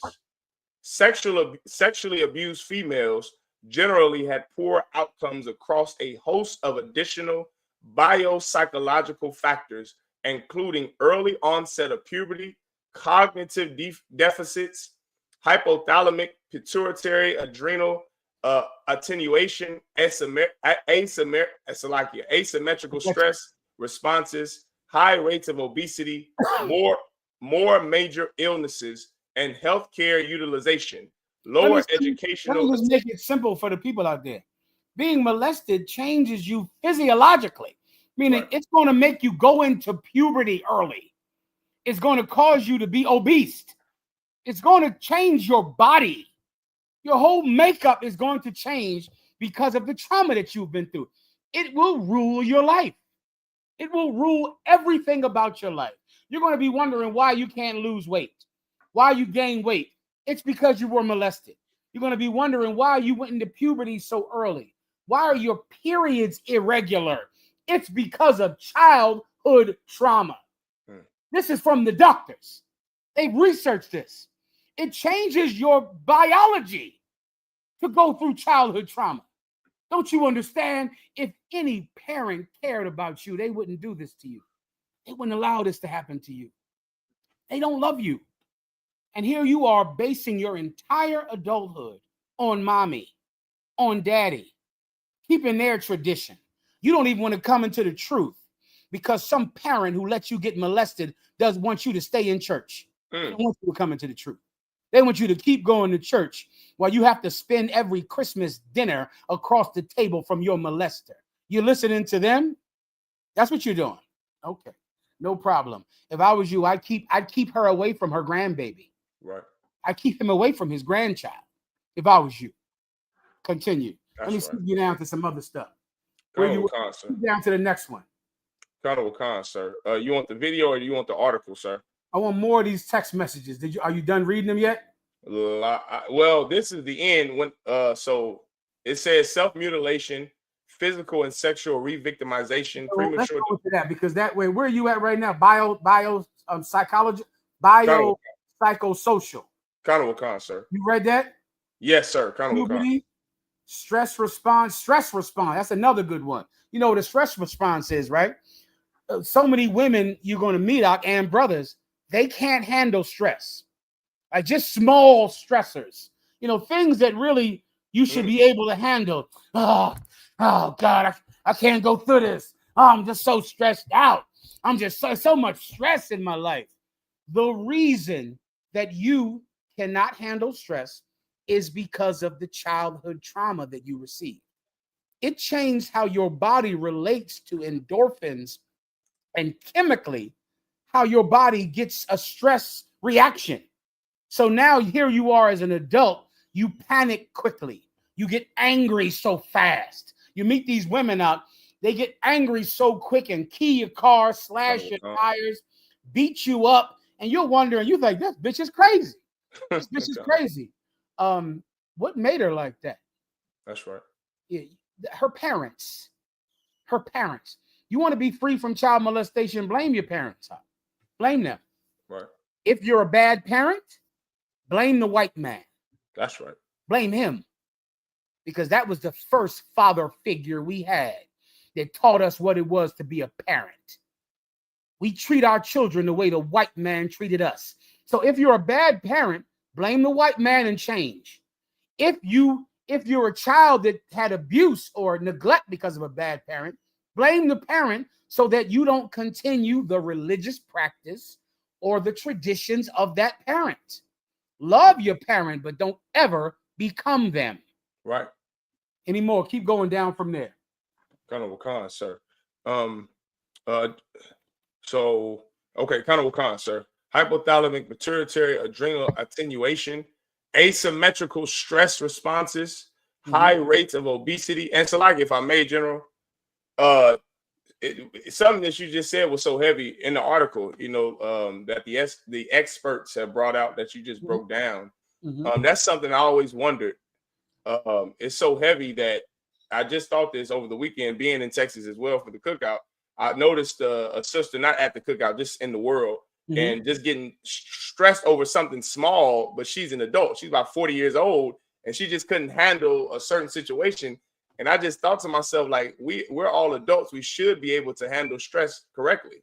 But that's coming from me, somebody who's been under command in Juniana and been raised well under men like yourself, sir. So I can understand why I thought that way. But now I see why she and many women and men who are adults, they get so, like, a small thing to us is magnified to them, and they just can't handle it, and they will break down and then begin to smoke, I need a cigarette, I need this weed, I need this, and it's just heavy. I never would have put two and two together before this class. I like it, sir. Listen, let me tell you, what you're saying is so heavy in this. So many times we look at the child or the gang member, and we think these young brothers got to stop sagging their pants. These young men shooting up Chicago, shooting up Kansas City. Kansas City has a high crime rate. I know you know that. Yes, it does. What else? Nashville, terrible crime rate. St. Louis, terrible murder rate. Nashville, what's the other city down there with a Memphis. Memphis is like murder capital of the planet Earth. Yes, and it is. Every preacher or politician you talk to, they're going to blame the gang member. They're going to say somebody has to do something about these young kids killing everybody. These young kids shooting up the neighborhood. These young kids carjacking. Why don't you do something about the adults that molested them? That's right. Why don't you do something about that? Like no one ever brings that up. Like it's all that young brother who is carjacking, who is shooting, who is in a gang, who is a murderer. That young brother is coping with the childhood you neglected him in. Right. He's coping with it. And that's how he copes. He copes by hurting people. Hurting people makes him feel better. It makes him feel better because he doesn't feel like a little boy who had to suck some man's penis when he was a baby because he wanted this man to like him, to be his friend, to be his coach. He's coping with it. And he copes with it by becoming a Crip, by becoming a Blood, by becoming a gangster disciple, a vice lord, a black disciple. He is coping with the childhood that you gave him. That's right. And that is never, the solution is never, well, the gangs and the murder rate is so high. Maybe we should stop molesting these children so they could stop becoming murderers when they get 15 years old. That is, an adult never blames himself up. Never. Never. They never say, it's our fault that these children are murderers and whores. You look at Glorilla. You know how many times I hear some bitch say, or some man say, these Glorilla. What's the other ones they can't stand? Megan Thee Stallion, Cardi B, Glorilla, Sexy Red. Sexy Red. What is wrong with these women? You molested them. That's what's wrong with them. What's wrong with Glorilla? She went to church and was molested. Right. What's wrong with Megan Thee Stallion and Sexy Red? And I watched one of my wives was watching some show called The Braxtons. You know who they are? Colonel Wakan, sir. Tony, Tamar, Braxton. There's all the Braxtons sitting around the table last night. I'm sitting in the room. I can't believe I'm sitting there looking at this. I'm in the room. The Braxtons, some niece they have, revealed that one of their husbands molested the daughter. And then all the Braxtons begin to talk about how every last one of them was molested. All of them. Damn. And you watch these shows and see these women wearing nasty dresses and throwing champagne in each other's faces, acting what you call ratchet and ghetto. And you'll say, look how these people, black people, are acting. These kids, somebody has to stop them. Somebody has to stop these gang members. Stop molesting them. Right. Stop doing that. Right. But the parent can never take any blame. It's never their fault. In the UPK, you're going to blame the parent. Your parents are why your life is terrible. Your parents are the reason that you have Glorilla, or the reason you have Sexy Red, or the reason you have Megan Thee Stallion, Little Nas X, who has clearly been molested. Everybody blames Little Nas X because he's just a terrible homosexual walking up and down the street wearing a purse. You can't stand him, right? You hate him. He's a terrible human being. Then stop molesting them, and you won't make more Little Nas X's. Right. Stop doing that. If you adults could stop continuing the abuse that you went through, and the next generation doesn't have to embarrass you the way they do. You understand? Damn right. And Salaki, if I may, General. Please. Salaki, we got Iowa in the building. He had a question he wanted to ask you as well, sir. Come on, Iowa. Good to hear from you. Let me see Iowa. Hey, shalom, shalom. Iowa. What's going on, warrior? Yeah, how about Shimmy Shah Thumb? How about Shimmy Shai Thumb? Good to see you, Iowa. Yeah, no, I was just wondering. So we say confession is good for the soul, and so a lot of people who have been abused by whatever individual it is in their family or whatnot, of course, a lot of times they may be ashamed to even talk about it, to even seek the counsel. So how do you think would be the best avenue or the best way to even get them to even want to bring it up, to even seek that counsel? I got you. That's a perfect question. Give him a hand because he asked a perfect question. Now, okay. I'm going to try to explain something to you in the way that child psychologists explain this. Can you give me a picture of a jar of marbles? Put a picture of a jar of marbles on the screen, and then put a picture. That's all. Just one big jar of full marbles up on the screen. Okay, being molested as a child, going through child sexual trauma, is a very intense personal matter, right? And intense personal things have to be told to someone you trust. Do you understand? Meaning, if you've been sexually abused as a child, you should not go on the internet and tell everyone on the planet that you had sex with a man or you've been sexually abused as a child. You should not do that because you cannot trust everyone on the internet, everyone on the planet Earth. You understand? But I'm going to explain this to you the way that child psychologists explain trust to children. Put me on the screen with the jar of marbles, right? If I want to me half screen me and the marbles. If I want to give someone one of my marbles, right? Imagine your marble is something terrible that happened to you, something that is traumatic, something that you need to give to someone. You need to tell this to someone, but who can I trust with it? Imagine a jar of marbles and imagine an empty jar of marbles. Now, who do you know that you have given the most marbles to already? So imagine an empty jar. Every one of us has an empty jar. But this person, I gave him this marble before. He has it. I gave them that marble before. He has it. I told them this. I told them that. They helped me. They didn't embarrass me. They didn't hurt me because of what I told them. And I gave them more of my marbles, more of it. Then one day there is someone out there that has a jar of your marbles. And because of that, I can give them this one. You understand my point out? Imagine the things that happened to you. Bring me back to Iowa. The things that happened to you as a child has little marbles that you can only give to certain people.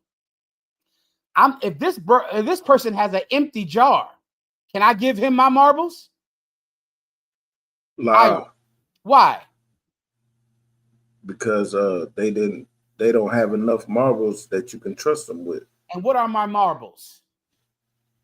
Your marbles, I would say, would be the things that you carry inside of yourself. Yes. I Your can't give them to confession. him because I might give him my marble and he might throw it on the ground. I Right. might give him my marble and he spills it out. So I can't trust him. But this brother, I've given him 25 marbles already. He can take another one. He keeps them. He helps me. That's trust. If you have childhood trauma, you give it to someone you trust. You understand? Give it to Kind of someone that you've already given your other traumas to. Someone that has proven themselves to be someone you can trust, which is why Commanding General Yohana has set up a counseling program, a counseling department in this school. Those are the people you can trust. Do you understand? That's right. You don't Kind have of to go tell, you don't have to tell everyone on your block, everyone on the internet. You can't trust them. They'll hurt you. What does the Bible say? Give not thy pearls unto swine. Because if That's thou right. if thou doest that, they will trample your pearls underfoot and then turn and hurt you. Some of you brothers and sisters out there, if you've been molested, if you go tell the internet that you've been molested, they're going to call you a faggot every day of your life forever. That's what they're going to do. They're going to hurt Right. you. They're going to call you a whore and make fun of you. They're going to hurt you. But there are people in this school that you've already went to for marriage counsel. You've already went to for personal counsel. You've given them your marbles. You've given them your pearls. And you know you can trust them because they hold them and they protect them. That's why we have counselors in this school. That's why we have counselors here. So you can have someone to talk to, someone to talk to, someone you can tell what happened to you. And he's not Right. going to look at you like you're some faggot or some punk. He's going to know that you are broken and here to be healed. Everyone won't feel like that, but there are men that will, and they've been trained to do it. You understand? That's right. Kind of a concert. The water. No problem. Was there anything else?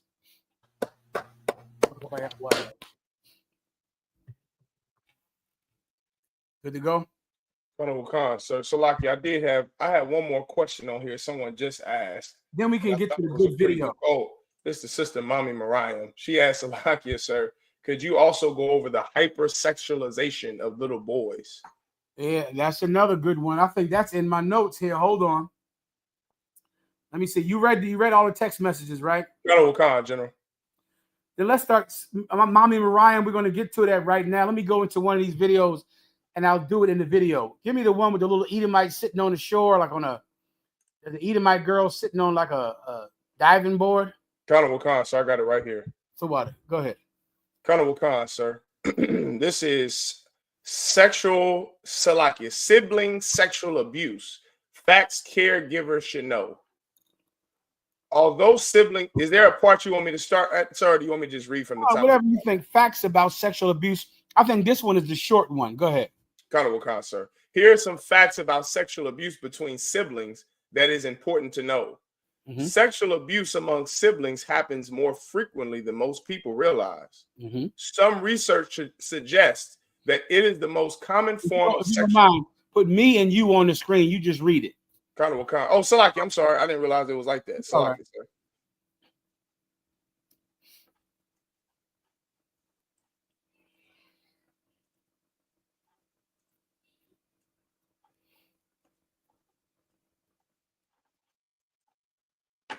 Salaki, General.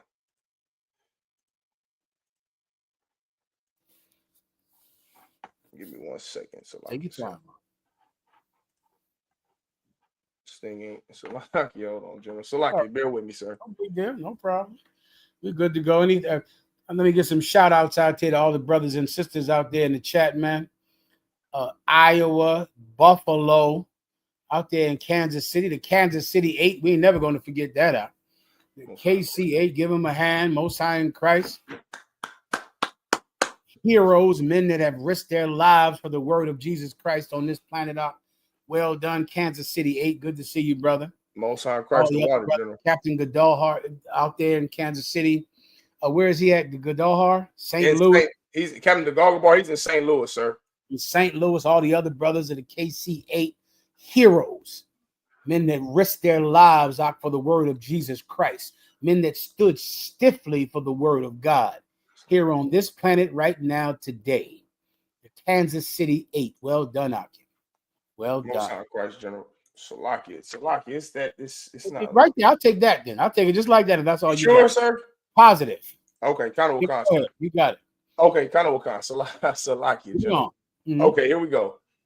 This is going back to the article. Mhm. Sibling sexual abuse.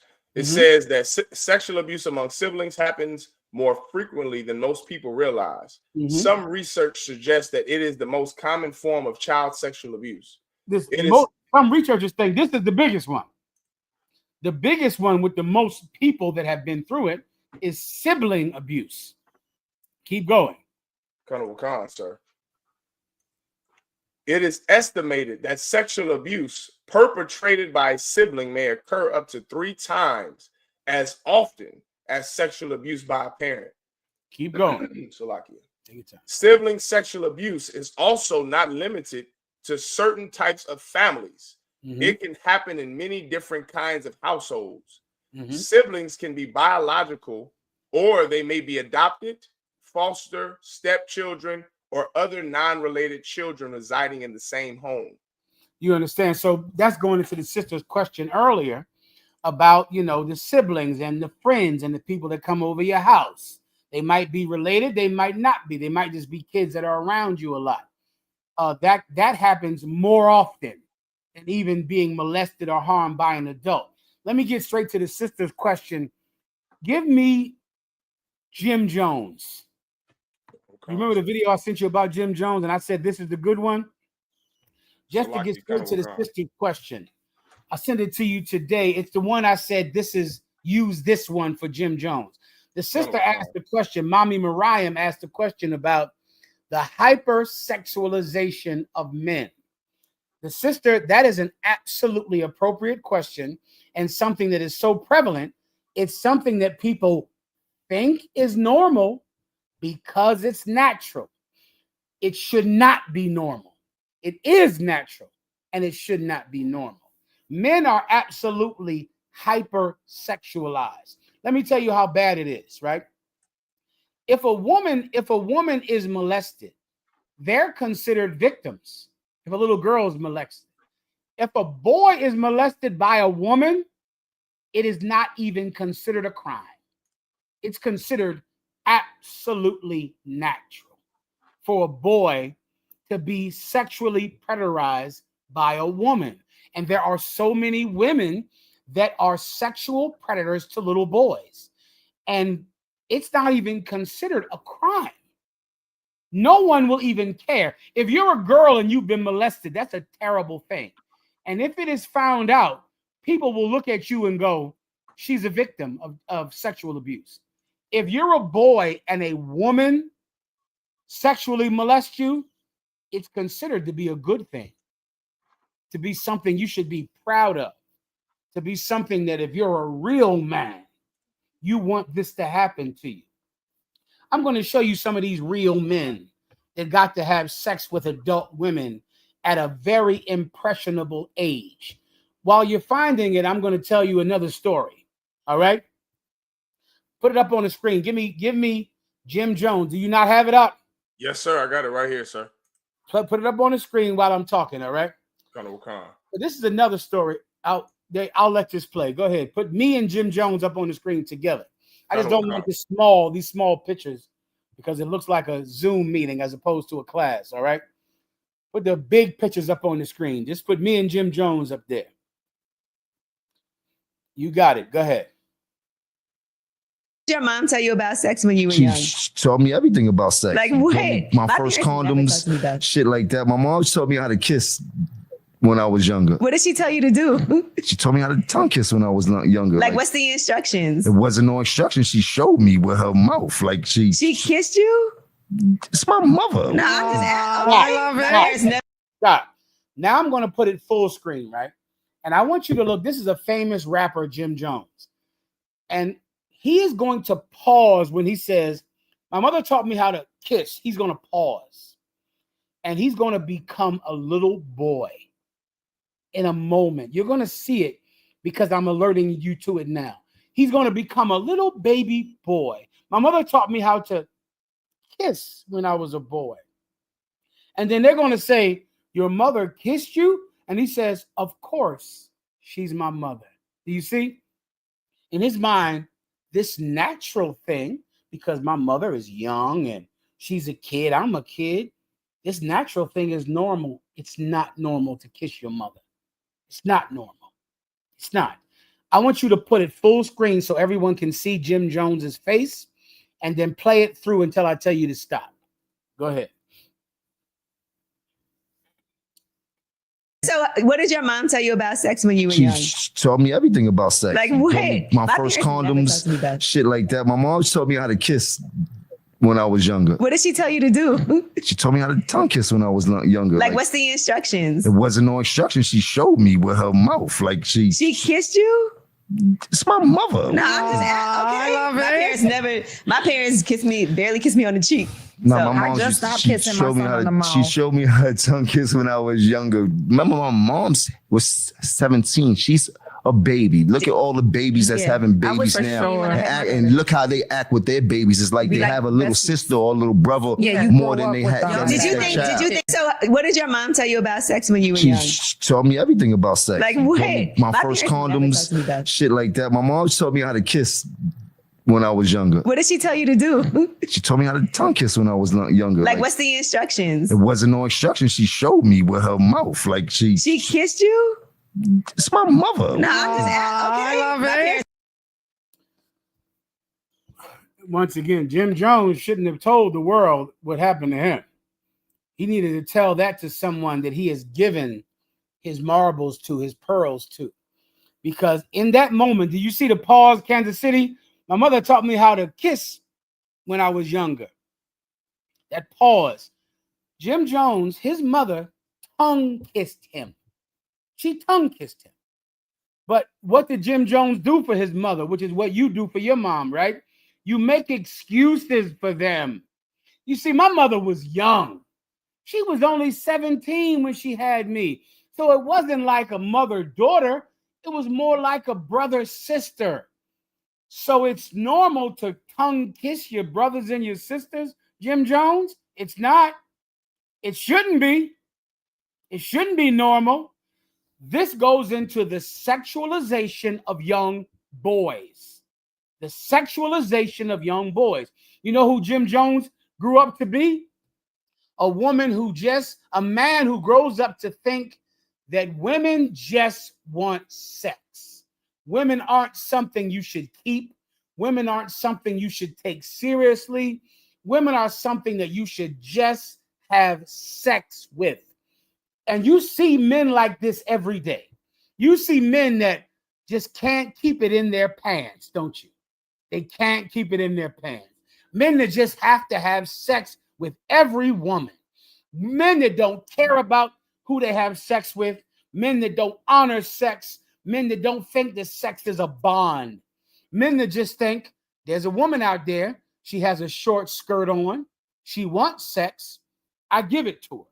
That's because they gave it to their mother. They gave it to her. And you think there's nothing wrong with them because men are taught to never be victims, to never be someone that's been predatorized or been manipulated. So a man can't actually say, my mother had sex with me. She was 17. She tongue kissed me. She put a condom on my penis. My mother. I'm making an excuse for her because I love my mother. I love her. I love her so much. So I make an excuse for her. They can't face it. So because of that, they continue in it. And they're just a man in the club that gives women what they want when a woman wears a short skirt. This is the sexualization of a man. Let me tell you where it ends up. Give me Puff Daddy. Give me that. And then get the other video ready, brother.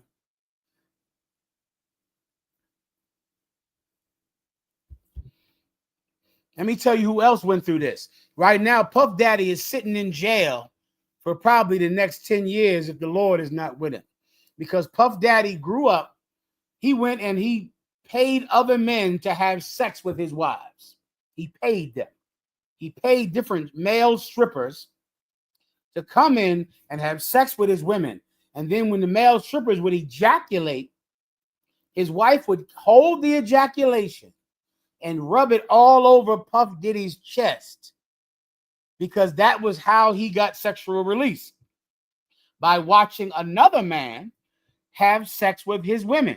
And so this woman named Cassie, she went after she signed an NDA saying she would not tell anyone.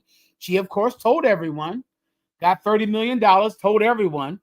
And then now he's in jail for paying people to have sex with his wives, which is disgusting and sick.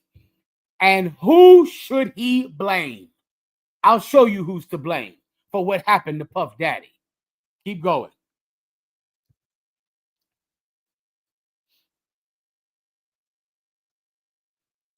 Yeah, my mom's gorgeous. Well, let me introduce you to my mom, called Mom Dukes. Hi. She's getting a drip with me. She's hydrating. What's up, Mom? Everything's good, baby. I'm here with you. Yeah. I love you. Love you too.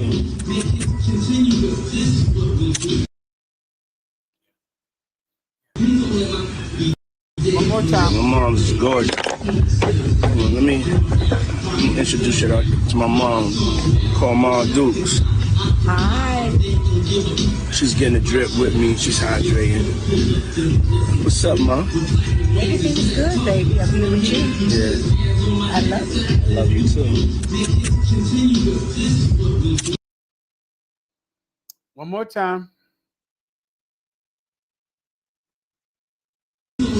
Yeah, my mom's gorgeous. Well, let me introduce you to my mom, called Mom Dukes. Hi. She's getting a drip with me. She's hydrating. What's up, Mom? Everything's good, baby. I'm here with you. Yeah. I love you. Love you too. Now he's in jail for 15 years, right? But he loves his mommy. She's gorgeous, isn't she? She's gorgeous. I'm going to go into different types of child abuse, and what Puff Daddy and Jim Jones went through is one of them. And this is what sexualizes males, because there's some woman in their life who didn't have a man, who didn't have anyone at home to call them gorgeous, and who predatorized their son. And now their son had to become a surrogate husband for them. Their son had to be the one that says, she's my girl. She's so pretty. My mama, she's the most important woman in the world to me. My mama, nobody can compete with my mama. You only have one. I love her. That's my baby girl. I give her a Valentine's Day gift. Do you give your mother a Valentine's Day gift to show her she's so pretty? Your mother has sexually abused you. It's abuse to do that. I'm going to pull it up. I'm going to show you. The psychologists say that is child abuse. When your parent, when you are making your child your surrogate adult, your surrogate mate, it is abuse. Play the video. Play it. So, like, in general, which one? Which one do you want now? The one I said was the good one. With Jim Jones? No, I already played that one.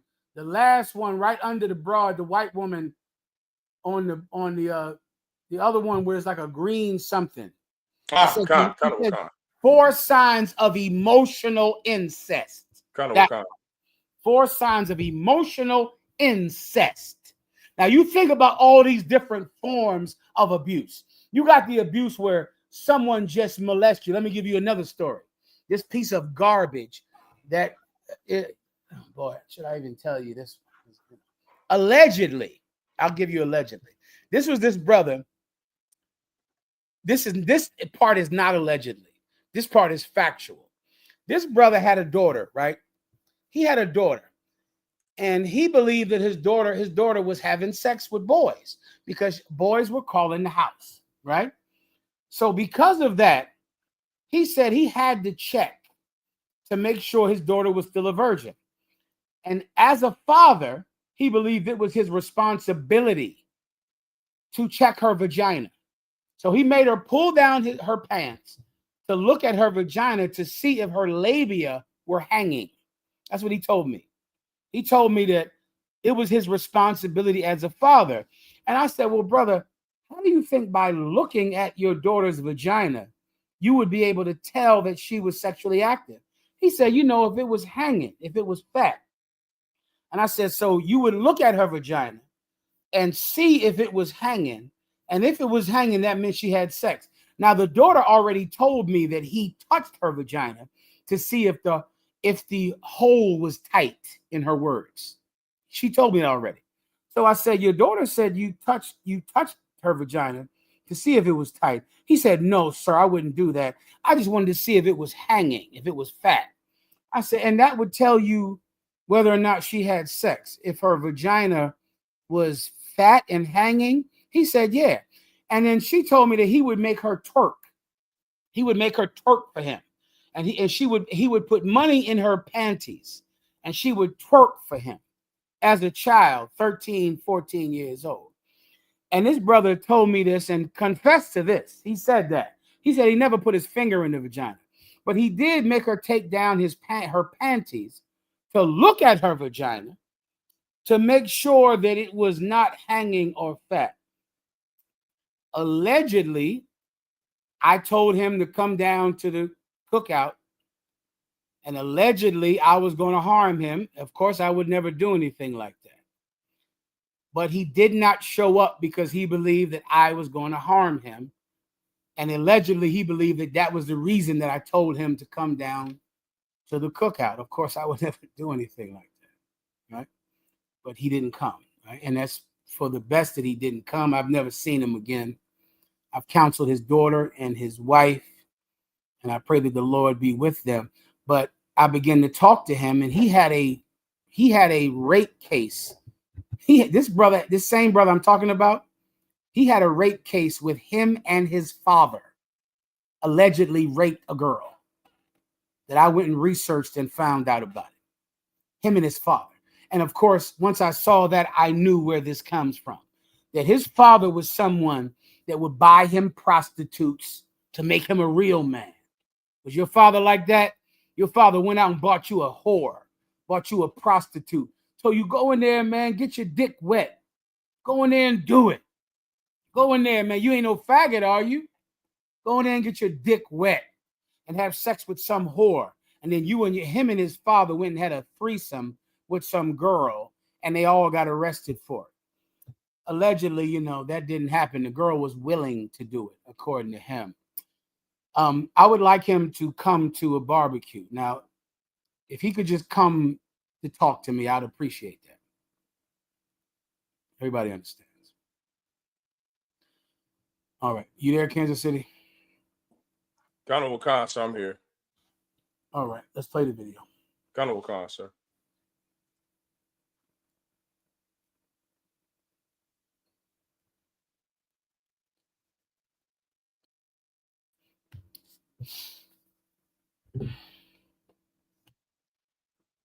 What happens when the child becomes the parent and the parent treats them like a romantic partner? Emotional incest, also referred to as the daddy princesses and little princes syndrome, is a dysfunctional relationship dynamic where the parent often relies on their child for emotional support, advice, reassurance, and love like they would their spouse. Although it has the word incest in it, emotional incest doesn't necessarily involve physical sexual abuse. It can, however, go into sexual territory. Here are some signs that you've been subjected to emotional incest, not simple parental closeness. Stop. Now I'm getting into something, brother, that so many people have been through. It's emotional incest. Now you put all these together: sexual abuse, being fondled and molested and raped as a child. How's give me 1 second? I'm in the class. So lucky. My apologies. Nope. It's all right. No sweat. You should look at that. Now you think about all of those that so many people have been through. Now I'm going through now emotional incest. Emotional incest. It's when your parent forces you to be an adult. Now you have to be an adult for them, for their emotional needs. Meaning what? Your mother doesn't have a man. She doesn't have anyone to give her Valentine's Day cards. You become her little man. You become the one that's mama's little man. And you're buying her Valentine's Day cards. And you all you care about is your mama. Your mama is the only girl for you. Your mother is abusing you. She's abusing you. And your life is going to end up terrible because of the emotional incest that you've gotten from your mother. This is something so common in Black and Hispanic men. Black and Hispanic men think it is normal to have their mother be their number one girl, their most important girl. Your mother has abused you. And it doesn't even have to be physical abuse, sexual abuse, although it can become sexual. It can become sexual, but it doesn't have to be. It's emotionally, you are not equipped to be your mother's confidant.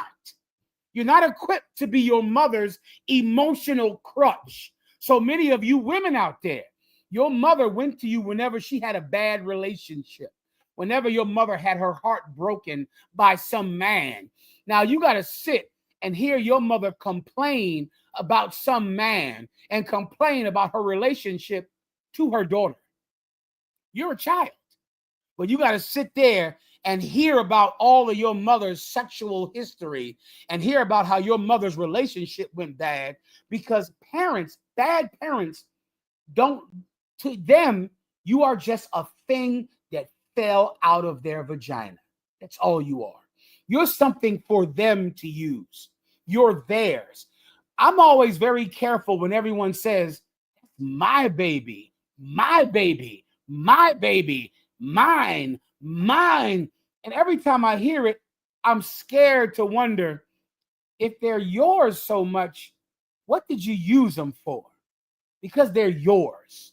That's your baby. Yours, yours, mine, mine. And some parents think because you are simply theirs, you're there for their needs, for their emotional needs, for their emotional needs to have someone to talk to, someone to cry on, someone to lean on when their heart is broken. When you are a child and you are too young and impressionable to be an emotional crutch for your parent. It is emotional incest. And so many of us have been through it. Keep going. Signs that you've been subjected to emotional incest, not simple parental closeness. Excessive reliance. Do your parents go home and immediately unload all their problems on you? Do they constantly ask for your advice on topics that seem too mature for your age? In the first stages, you... Here's the first one. Emotional reliance. Psychologists are calling this abuse. Your mother comes home and just unloads on you of all of their problems. Let me tell you something that's emotional abuse.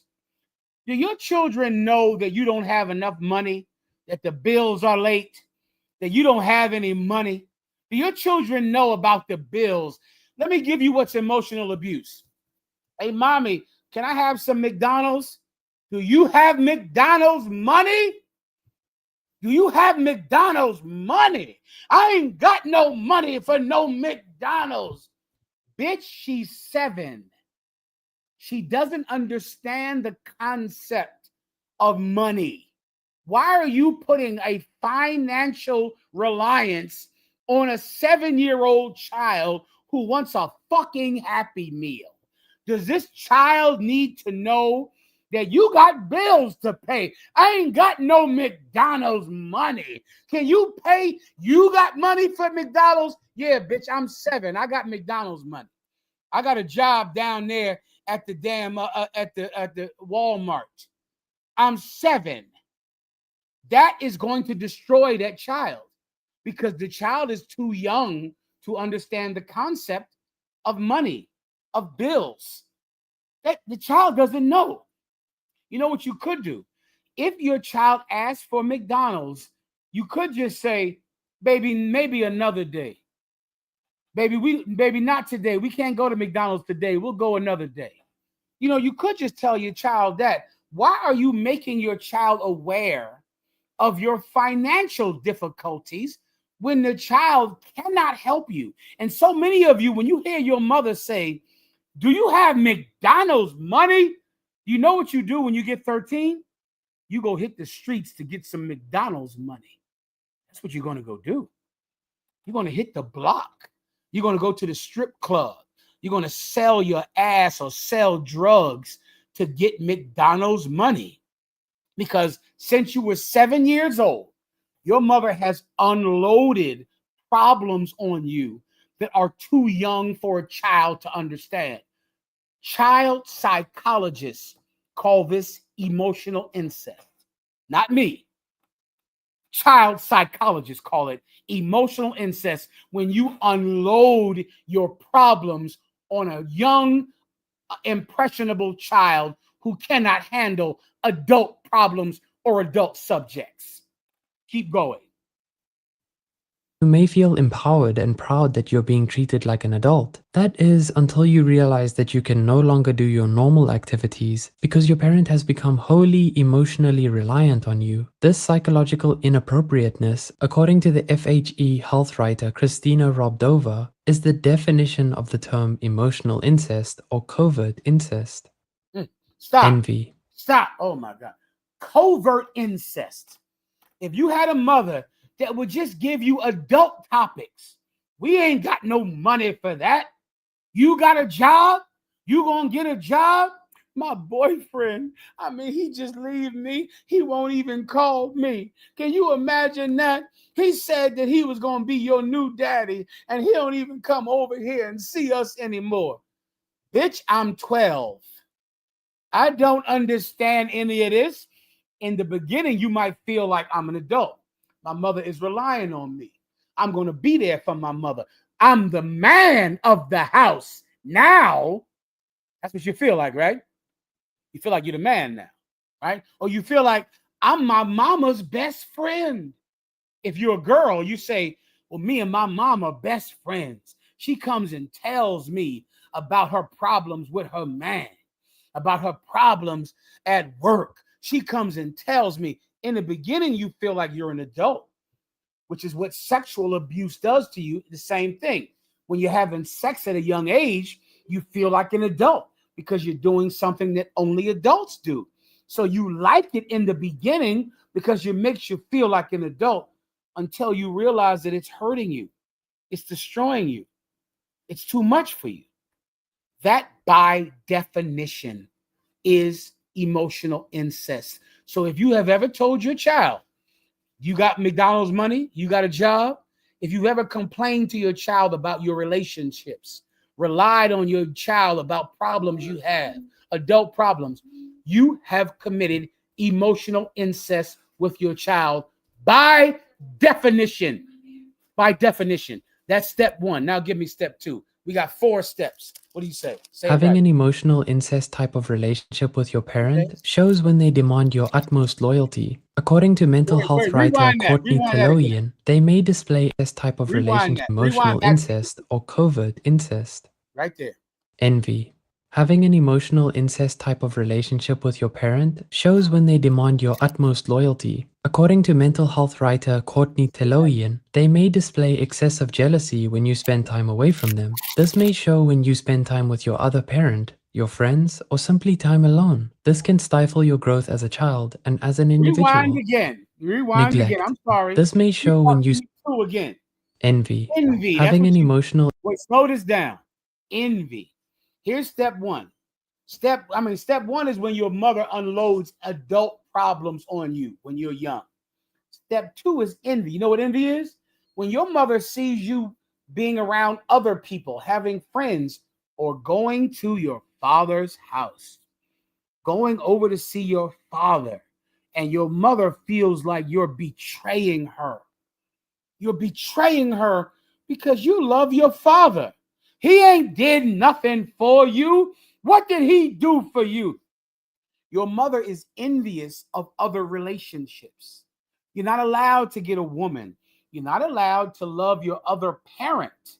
If you love the other parent, your mother gets angry or your father is angry with you because you have to show unconditional, undying loyalty to your mom. She's the only girl for you. You can't even act like you love your father. If you act like you love your father, it breaks your mother's heart. You are committing incest with your child. That is covert incest. It's what it is. Because now this is not my son or my daughter. This is my husband, my wife. It's incest. If you don't allow your child to love his other parent, then your child is married to you. He or she is married to you. Play it again. Envy. Having an emotional incest type of relationship with your parent shows when they demand your utmost loyalty. According to mental health writer Courtney Teloian, they may display excessive jealousy when you spend time away from them. This may show when you spend time with your other parent, your friends, or simply time alone. This can stifle your growth as a child and as an individual. Neglect. Now, Guilt plays. Now, can you imagine how many people go through that, Kansas City? How many people got to go through that where they can't even love their father? They have to hate their father. Whenever they talk about their father, they have to say, my mother's my father. My mother's my father and my mother. She's everything to me. I don't need no father because I got a mother. You have to do that, or else your mother is jealous. She's envious. You can't have another person that you love. You can't have another parent that you love. She's the one that took care of you. She's the one that was there for you. What are you doing laughing? And the mother will hear you talking to your father happy. She'll go, you in there gee-geeing and ha-haing with your father. You in there, he need to come see you. He ain't nothing but old crackhead anyway. He ain't never been there for you. So what do you learn? Whenever you talk to your father, you like, yeah, whatever. I don't need you. Your mother goes, yeah, that's right. I'm your only one. You only got one mother. Bitch, I only got one anything. I only got one father, only one mother, I got one of every damn thing. What are you even talking about? But it's incest because I have to love you and you alone. I have to love you. You're committing incest with that child. You're committing incest with your daughter. You're committing incest with your son, and you won't let your son cheat on you. You won't let your daughter cheat on you. You're committing incest with your children, and then I have to put them back together again. The enemy, I have many enemies. The purple pigs are my enemies. Cerdos morados, purple pigs. The police are my enemies. The FBI are my enemies. Donald Trump is my enemy. Fake Israelites, the Christian church, the Muslims, the government. I have many enemies. My greatest enemies are bad parents.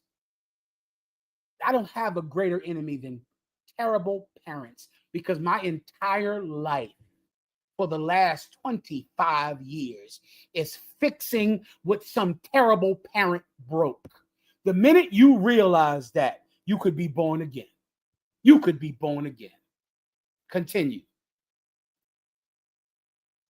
Neglect. Guilt plays a huge role in emotional incest. In an example by Healthline writer Crystal Rapole, when the victim feels guilt, they may feel the need to prioritize their parent in all areas of life. You may set your daily schedule around their needs, do almost all the housework, constantly listen to their problems, and provide reassurance when needed. By doing these things, you may not realize that your emotional and physical needs are already not being met. Sexual undertones. Guilt. That goes into why you always have to lie for your mom, lie for your dad. Guilt. You have to lie. You know, your mother never feels any guilt about letting her boyfriends come and touch you.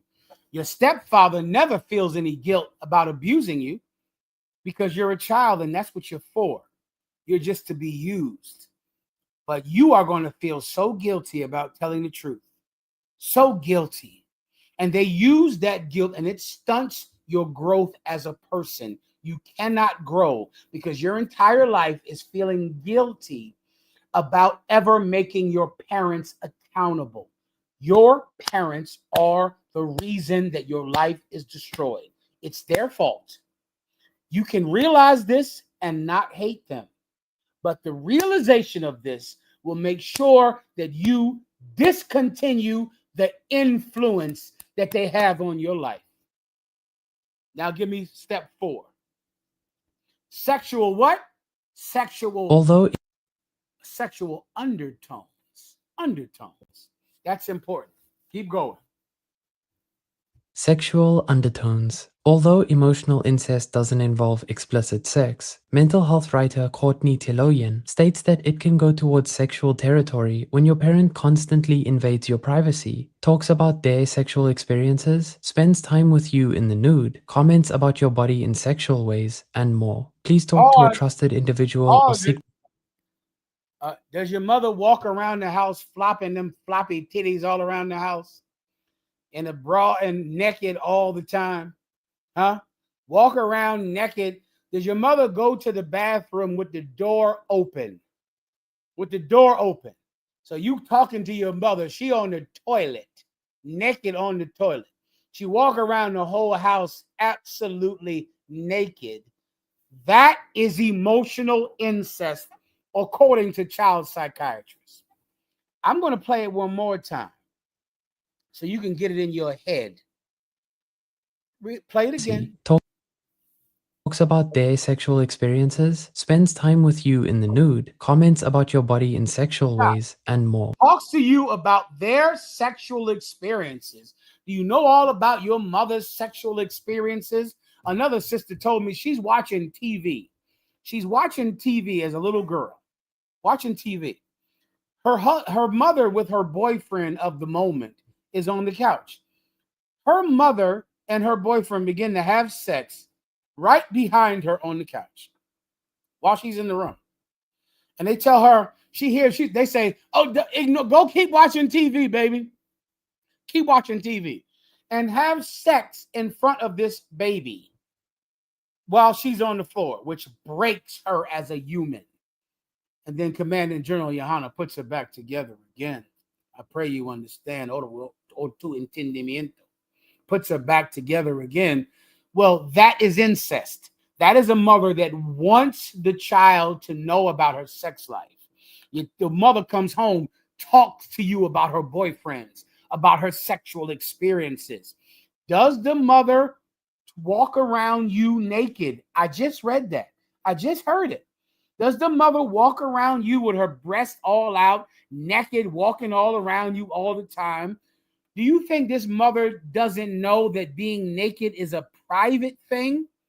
The mother is simply doing what her mother did to her. She's doing the exact same thing. She doesn't care about you at all. She's not thinking about you.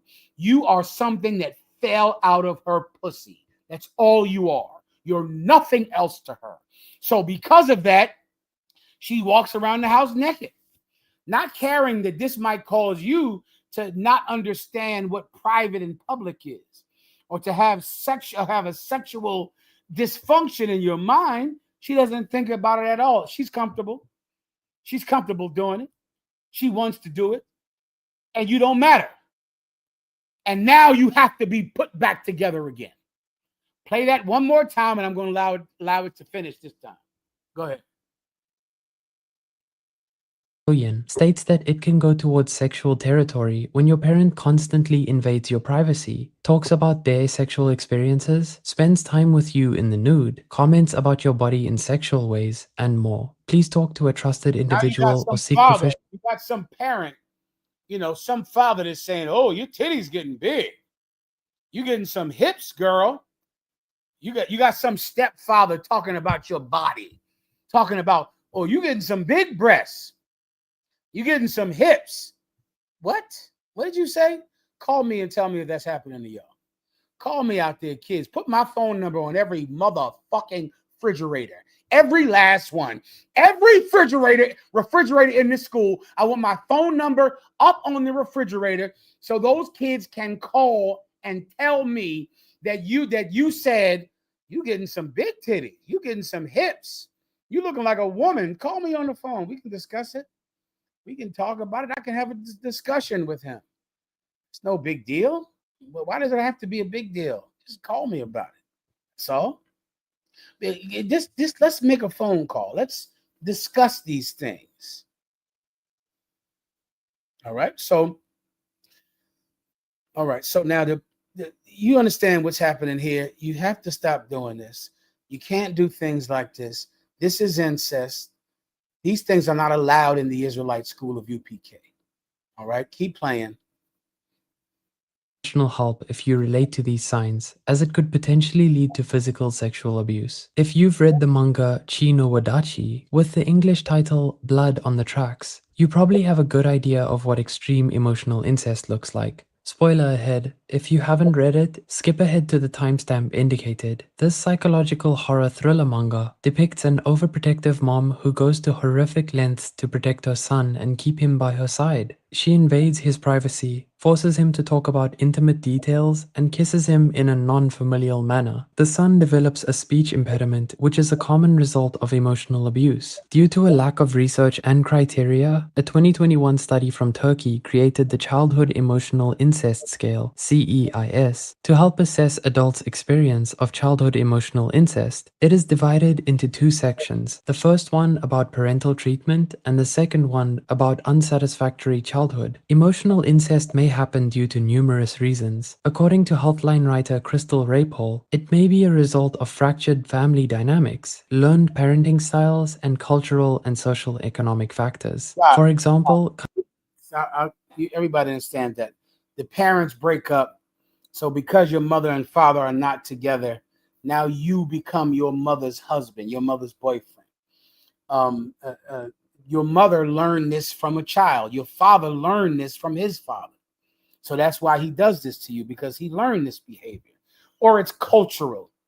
They might think some strange, backwoods, stupid, I talked to some brother. He said he was from Alabama. Another story. I'm counseling this brother and sister, and the brother and sister are having sex. And I say, what in the hell is happening down there? He tells me, he says, well, sir, we're from Alabama, and that's normal. That's what he said to me. I said, it's not normal in here. It ain't going to be normal anymore. That's over. Because there are some places where, brothers and sisters have sex like two dogs, or cats have sex because they absolutely have no morals and no structure at all that a human being is supposed to learn. There's like a farm where they do what the goats do and the cows do. They do the same thing in the goddamn house. Not in this house. Not in this house. So that's what it means by cultural. Sometimes you grow up in a place where this is normal. Not anymore. Not anymore. Keep going. Countries like Turkey and the Philippines have cultures where it's ordinary to discuss daily struggles with children, favor loyalty and dependence. I can make this video available to everyone so they can watch this video online and see it. This is what you have to understand. Give me the scriptures. Oh, I'm sorry. I got to go and do a few precepts. Am I missing any questions up? General, if I may add one thing while you're getting the precepts, sir, I wanted to bring out something heavy that this is also everything this video described also made virtually every serial killer that's ever existed. Parents like the Ed Gein, Jeffrey Dahmer, John Wayne Gacy, Brutos, the co-ed killer in San Francisco, all of them had mothers that were just like what was described in the video, or parents that were terrible. Well, let me tell you, Kansas City, I have 4 wives. And for some reason, women love watching these killing videos. Are you familiar with that? That's my rib too, sir. So I don't know what it is.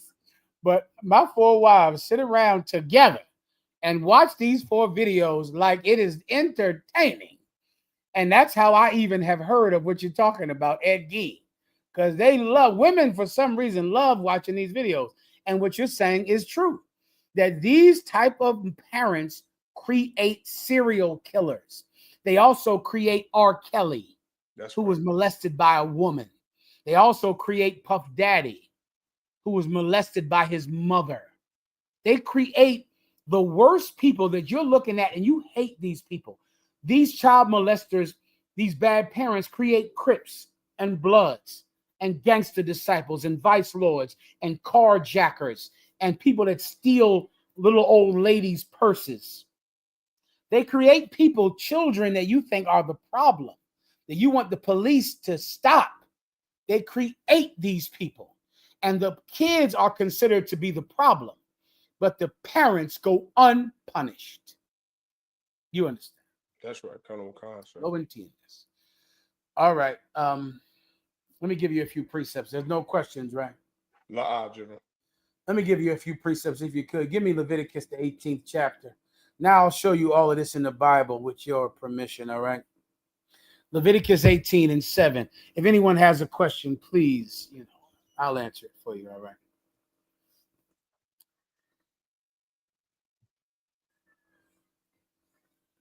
I have Leviticus 18:7, other one. Please, you got it. Colonel Khan. Leviticus chapter 18 and verse 7. The nakedness of thy father or the nakedness of thy mother shalt thou not uncover. Now, these precepts, these are the nakedness precepts in Leviticus 18. And they are so appropriate because the wording of them is so perfect. This is not simply talking about sex. In the Bible, sex is determined as knowing. Like you can't, if I know her or she has known them, that is sexual congress or sexual intercourse, right? This is saying you cannot know the nakedness of your father or know the nakedness of your daughter. Nakedness in the Bible is intimacy. It's intimate. It's not simply having sex. You are not supposed to have a relationship with your mother, with your father, with your son, with your daughter that is the kind of relationship that you would have with a mate, with someone that you're in a sexual relationship. It is so much, nakedness is so much deeper than simply sex. It is the intimacy of a sexual relationship. It is not simply described as sex, but the conversations, the talk, the seeing my body. If you're walking around your children naked, that is something only your husband should see. But your children are seeing it. So now your children are seeing your nakedness. If you're talking to your child about sexual matters, about your relationship, about problems that adults have, like money problems, then your child is seeing your nakedness. Your child now knows that you don't have any goddamn money for McDonald's. They got to go get a job. Can you imagine how many children have been told by their mother, I don't have any damn McDonald's money. Do you have a job? Then when the child grows up to become a drug dealer, the mother goes, I don't know how he ended up like this. I don't know why he's going to get McDonald's money, bitch. That's what he's doing. That's why he's selling drugs. That's why he's carjacking people to go get McDonald's money, you dumb bitch. Right. Isn't that what you told him? Do you have a job? Do you have a job? That's incest. That's your nakedness. You've told your son, you told your daughter that you can't have McDonald's because I don't have money. That's your nakedness. That's intimate. You should tell that to your husband. You should say to your husband, we need more money so I can get the kids McDonald's. We don't have enough money. I need some more money to get the kids McDonald's. Tell that to your husband. Tell that to your wife. You don't tell it to a 7-year-old, to an 8-year-old. They have seen your nakedness. They have seen your shame, which is what nakedness is related to in the Bible. Your shame, your intimate place, something only the most intimate people can see. Your child has seen it. You have shown it to him to help yourself feel better. Read it again. Keep going. Kind of Wakan, sir. Leviticus chapter 18, verse 7.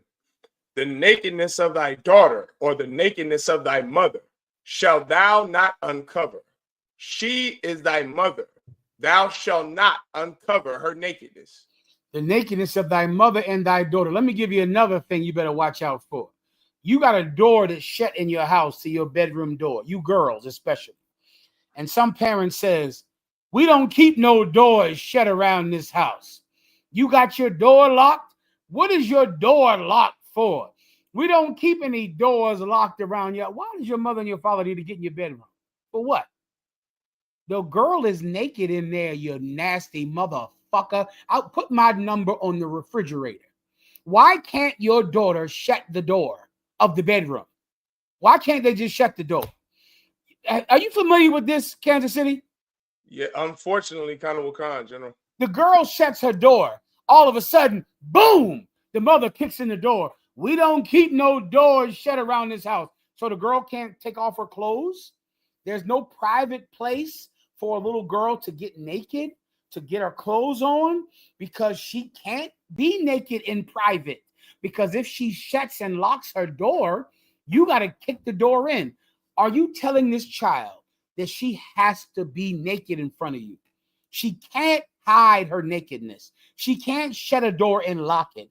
Put a 1W in the chat if you've heard this before. We don't shut any doors in this house. What are you doing locking your door? Let me tell you why your daughter is locking her door. Because she's naked in there. Because she doesn't have any clothing on. And she's locking the door because she's naked. Now, is she forced to show you her nakedness? Does she have to keep the door unlocked so you can walk in her room and see her naked? Baby girl, put my number on the refrigerator. That's all. Just call me up on the phone, and your father, your mother can have a talk one day. Just have a discussion and discuss things about life. And that's all. All right? Keep going. Kind of Wakan, sir. So like I said, the sister said something so heavy. She said, we needed your number in the 90s, Adawan. Shit, I needed Commander General Yohana's number in the 90s. Damn right, General. Kind of Wakan, sir. Keep going. Kind of Wakan, sir. This is verse 10, Leviticus chapter 18 and verse 10. The nakedness, Salaki, verse 8. The nakedness of thy father's wife shalt thou not uncover. So this is all the people that you can't do this with. You can't do this with your father's wife. This is not your mother, but this is the wife of your father. You can't do this with her either. Go ahead. Kind of Wakan, sir. The nakedness of thy father or the nakedness of thy mother. You can't do this. You cannot have an intimate relationship with your father and mother. You can't know about how your mother sucks penis and how she has an orgasm and the type of men she likes. You cannot know that about her. You can't see your mother walking around naked. You can't have that. It's going to destroy you. And then you're going to do it to your children and destroy them. Keep going. Kind of Wakan, sir. The nakedness of thy father's wife shall thou not uncover. It is thy father's nakedness. You understand that? It's the same sentiment, meaning that's your father's wife. You can't be all intimate with her. God damn it. The Lord is trying to teach you some integrity, some type of integrity so you can know what's appropriate. It's like it's become normal to be inappropriate. The Bible is trying to teach you how to be appropriate, right? How to have appropriate emotions, appropriate conversation, appropriate conduct, appropriate dress. The Christian church doesn't believe in being appropriate. Whatever you want to do is accepted. Whatever a dog or a cat or a mule would do is acceptable with humans. Not in this house. Not here. That's right. Keep going. The nakedness of thy sister, the daughter of thy father, or daughter of thy mother. Let me tell you, there's another psychological term. I believe it's called love string, where many children grow up with a broken love string. I could be wrong about the name of that. Any therapists or psychologists out there, please correct me.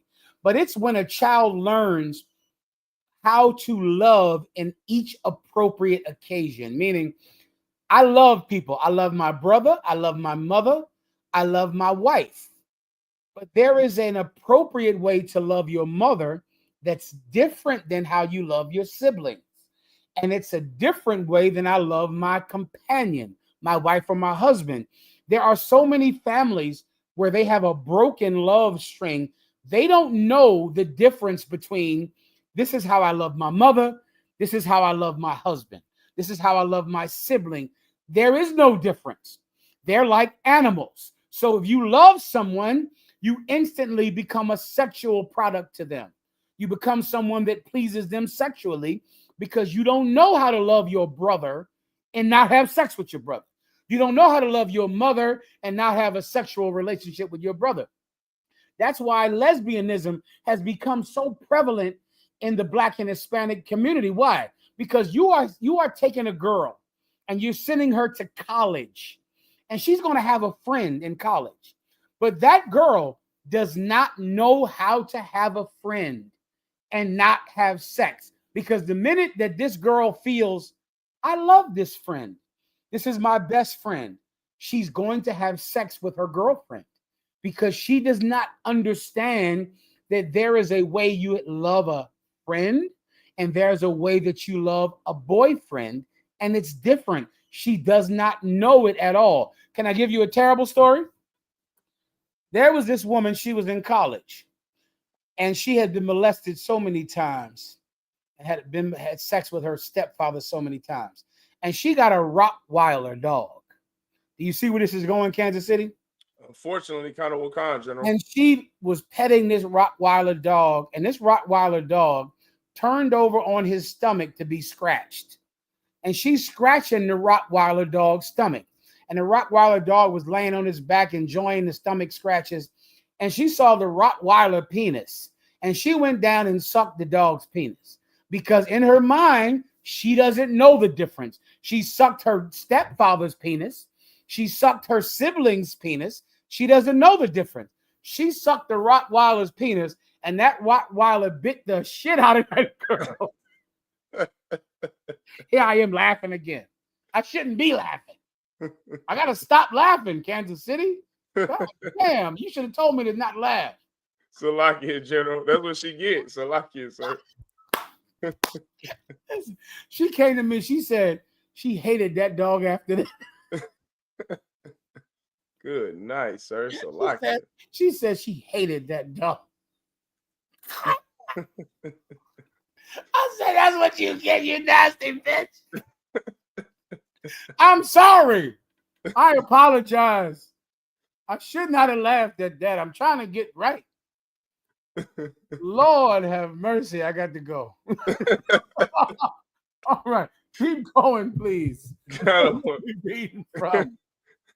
Go God, General. Salakia. Go ahead. Leviticus chapter 18, and this is verse 10. Go ahead. I think we're done. Okay, Let's go. Let's go to let's go to God damn it, now I can't stop laughing. So like you on Matthew 18? Let's go to Ezekiel 16 and 36. Kind of sir. Ezekiel chapter 16, verse 36, General. Please. Ezekiel chapter 16, verse 36. Thus saith the Most High Power, because thy filthiness was poured out. Because thy what? Thy filthiness was poured out. Listen, this is a judgment by the Lord our God, brother. He said, because thy filthiness was poured out. That's what we're doing tonight. The prophets of God are pouring out your filthiness, meaning exposing it, talking about it. Without the Israelite school of UPK, you would think that every Catholic priest was the most holiest man in the world. You white people out there, there's some study they did where white men hate immigrants and they hate Hispanics, especially Latinos, because they believe that that white male Christians are being reduced in America. That there are so many fewer white male Christians in America, and they're blaming Latinos and black people for it. They're saying that the numbers of white male Christians are going down, and the numbers of Latino and black people are going up, and they're blaming us for it. You know who they don't blame? You don't blame the Catholic priest and the Christian priest for molesting children. The reason for the decline in Christianity and the decline in Roman Catholicism has nothing to do with Latinos. It's because the Christians have molested so many children that Christians are running out of the churches. They're leaving the churches, and they're becoming Hebrew Israelites under commanding General Yohanan. That's where right. they are now, because they know that they are not safe in the Christian church. You Christians are so angry that the Christians are so few in number and the Hebrew Israelites are growing. You blame the Hebrew Israelites. You blame us. The reason that the Hebrew Israelites are growing under commanding General Yohanan is because you have molested your faithful. You have molested your Christian membership, and now they are running to commanding General Yohanan for safety. That's right. They're running to us. Barakatah, Yahweh, Yahweh Shai. They have found it. They found a sanctuary in here. Read me the precept box, please. Yeah, right, General Khan, sir. Ezekiel chapter 16 and verse 36. Thus saith the Most High Power, because thy filthiness was poured out, and thy nakedness discovered through thy whoredoms with thy lovers. You understand that? All of your nakedness and your filth is poured out. Everyone can see it now. Everyone sees it. With all your lovers, with all of the people you love. Give me one video up. Give me the video of the ICE agent getting pulled over in the car. Did I send you that one today?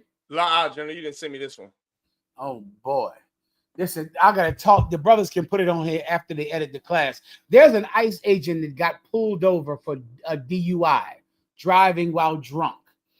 And he has two children in his back seat. And as he gets pulled over, he asks the black cop that pulls him over, he says, "Are you a Haitian? Are you a Haitian?" That's what he keeps asking the brother. And then he asks the white cops who are there, "What about those homeboys over there?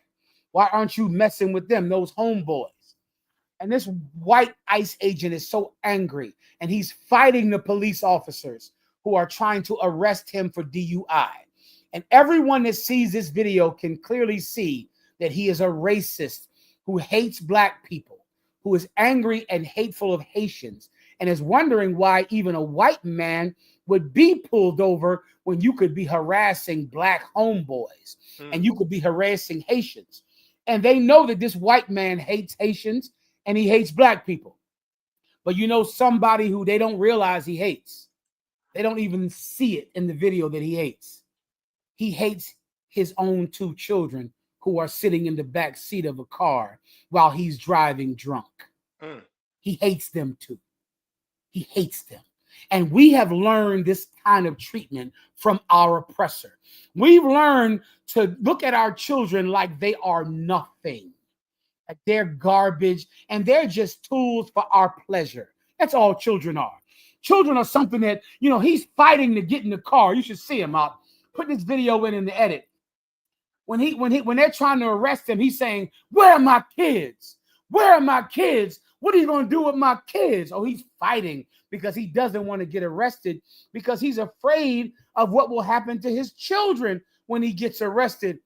But he wasn't afraid enough to not drive with them while he was drunk. That is the kind of parenting that blacks and Hispanics have learned. We learned it from white people. We learned how to treat our children like they're just something to make us happy. Right. Something to dress up on Halloween, something to make Facebook posts with cute uniforms and pretty flowers on their head. You think a child is simply an object for your pleasure. You don't consider that child a human being that needs health and safety and security. That child is just another thing to please you. So you use it for your emotional pleasure or you use it for your sexual pleasure. And you get that from our oppressor, from the white man. That's the devil that the Bible speaks of. That's right. I pray you understand. Yeah, Mike Jenner. Keep going. Colonel O'Connor, sir. Read it from the top, please. Colonel O'Connor. Ezekiel chapter 16, verse 36. Thus saith the Most High Power, because thy filthiness was poured out, and thy nakedness discovered through thy whoredoms with thy lovers, and with all the idols of thy abominations, and by the blood of thy children. By the what? By the blood of thy children. By the what? By the blood of thy children. I shouldn't be surprised. In a few weeks, you're going to give your children over to Santa Claus, aren't you? You already gave your children over to Halloween. You gave your children to a holiday about demons. You just a few weeks ago or days ago, you gave your children over to strangers with candy. You gave your children over to them. In a few more weeks, you'll give your children over. Your children will have to come to the house and have Thanksgiving dinner across the table from the man that molested them. And if your child does not show up, the child is going to be evil. You're going to say, why didn't you come over for Thanksgiving dinner? Tell your mom this. Say, Mom, my cousin is there and he molested me. And when I told you about it, you told me to shut my mouth. So that's why I don't come to Thanksgiving dinner. Oh, you all lying. You fast. You made all that up. And then a few weeks after that, you're going to put your child in a stranger's lap in the mall and call him Santa Claus. Why am I shocked that you would abuse your child? You'll give him the Christianity. You'll take your child to a church where you know there's a molester in that church. You know all of the child molesters that go to that church, and you still tell your child to give himself over to Jesus in that church. You got molested in that church when you were a kid, and you still bring that child to that church. Okay, no problem. I'll fix him when I get him. I'll fix him. Right. That's what I've devoted my life to and made an oath before God to assist Commanding General Yohana in his mission to fix what your family broke. Sígame porque yo lo sigo a él. I'll just fix him when I get him. No, I'll fix her when I get her. No problem. Sin problem. Give me the last precept. So like Give me Matthew. 18. Yeah, how do you know that? I told you that already. Colonel O'Connor, sir. Damn, I don't even remember that. Let's do that again. Matthew 18:1. Yeah, let's start there. Throughout. I ain't the bar, the one. This is Matthew chapter 18 and verse 1. So like it. Matthew chapter 18, verse 1. At the same time came the disciples unto Yahushua, saying, who is the greatest in the kingdom of heaven? So I'm going to give you context to this so you can understand it, because you're going to need context to understand it. So these are the disciples. Jesus Christ is out teaching the masses. And at the same time, the disciples come to him and they say, who is the greatest in the kingdom of heaven? Meaning, who will rule? Who will be in charge of the kingdom of heaven? What is the kingdom of heaven? The land, the planet Earth, when the disciples of Christ are in charge. A place with no pain, no evil, a place with no child molesters. A place when if a person attempts to molest a child, they'll feel fire and smoke all around them, and then the judge with the sword comes in the room and dispatches them before the child can be bothered, before the baby can be even disturbed. That's the kingdom of heaven. When if a child molester steps up, he is put to death. That's right. Immediately, so that the child doesn't even get disturbed. The child continues to sleep. The sleep of a child. And the child molester is gone into the reincarnation to come back a better man. All right. That's the kingdom of heaven. No more poverty. No more giving this world over to the greedy who make you live in hovels and make you live in tents so that they can earn more money. No more of that. No more men who choose war and divisiveness over the coming together of the children of God. No more of that. No more rule of men who consider money to be more important than people. That's the kingdom of heaven. That's the kingdom of heaven. Well, these disciples want to know. Did I give you the video about the I give you one more video, didn't I? About what happened in the land of Israel? Yes, kind of Wakan, sir. Wait a minute. Let me show you. This video will help you to understand the kingdom of heaven. And it will also help you understand where we learned to be child molesters from. Play the video for everyone, please. Kind of Wakan, sir. I need 1 second. This video is from, this happened 2 days ago. As everyone knows about the war right now that's happening in the Middle East, the so-called Israelis are bombing and destroying the Palestinians, the so-called Palestinians. And right now, the Palestinians are being brutalized by the Israelis. The Israelis are not the biblically ethnic Jews. They're imposters who live in that land because they conquered it, not because they're the children of Abraham at all, but because they conquered that land. And in being conquerors, they're destroying the people who were there before them, which are the Palestinians. And I'm going to show you how they're treating the Palestinians.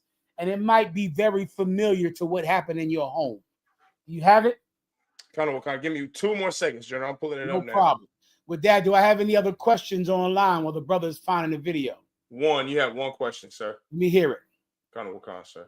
But you focus on your thing. Maybe someone else can just read me the question or put it up on the screen. Kind of Wakan. Kakam Gabar could read the question for you out of one.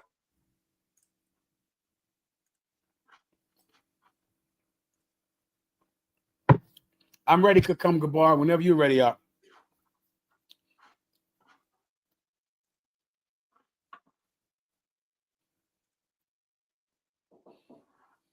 You need more time.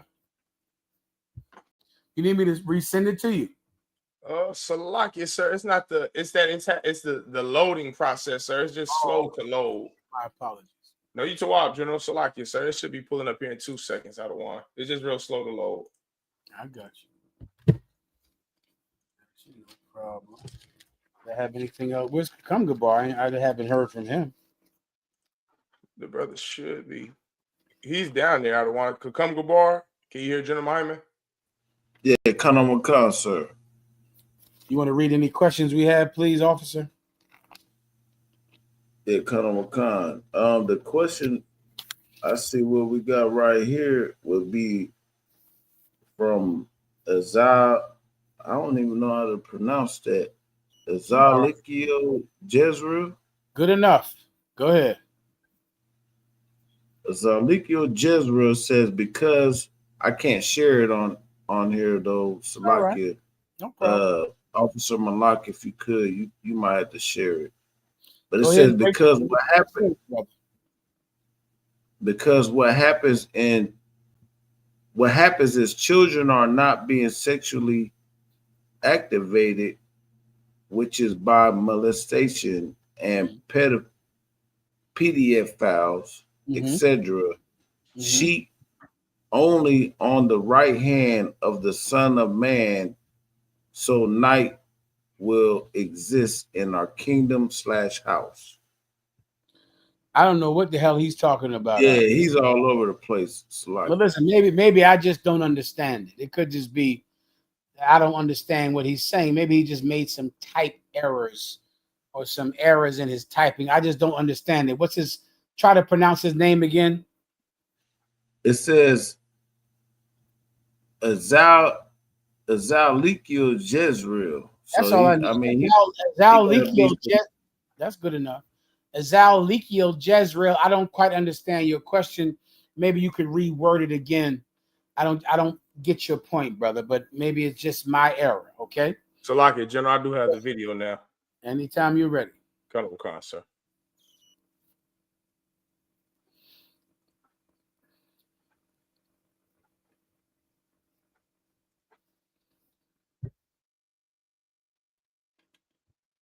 Israel's most senior military legal officials have been arrested over the leak of a video allegedly showing Israeli soldiers physically and sexually abusing a Palestinian prisoner.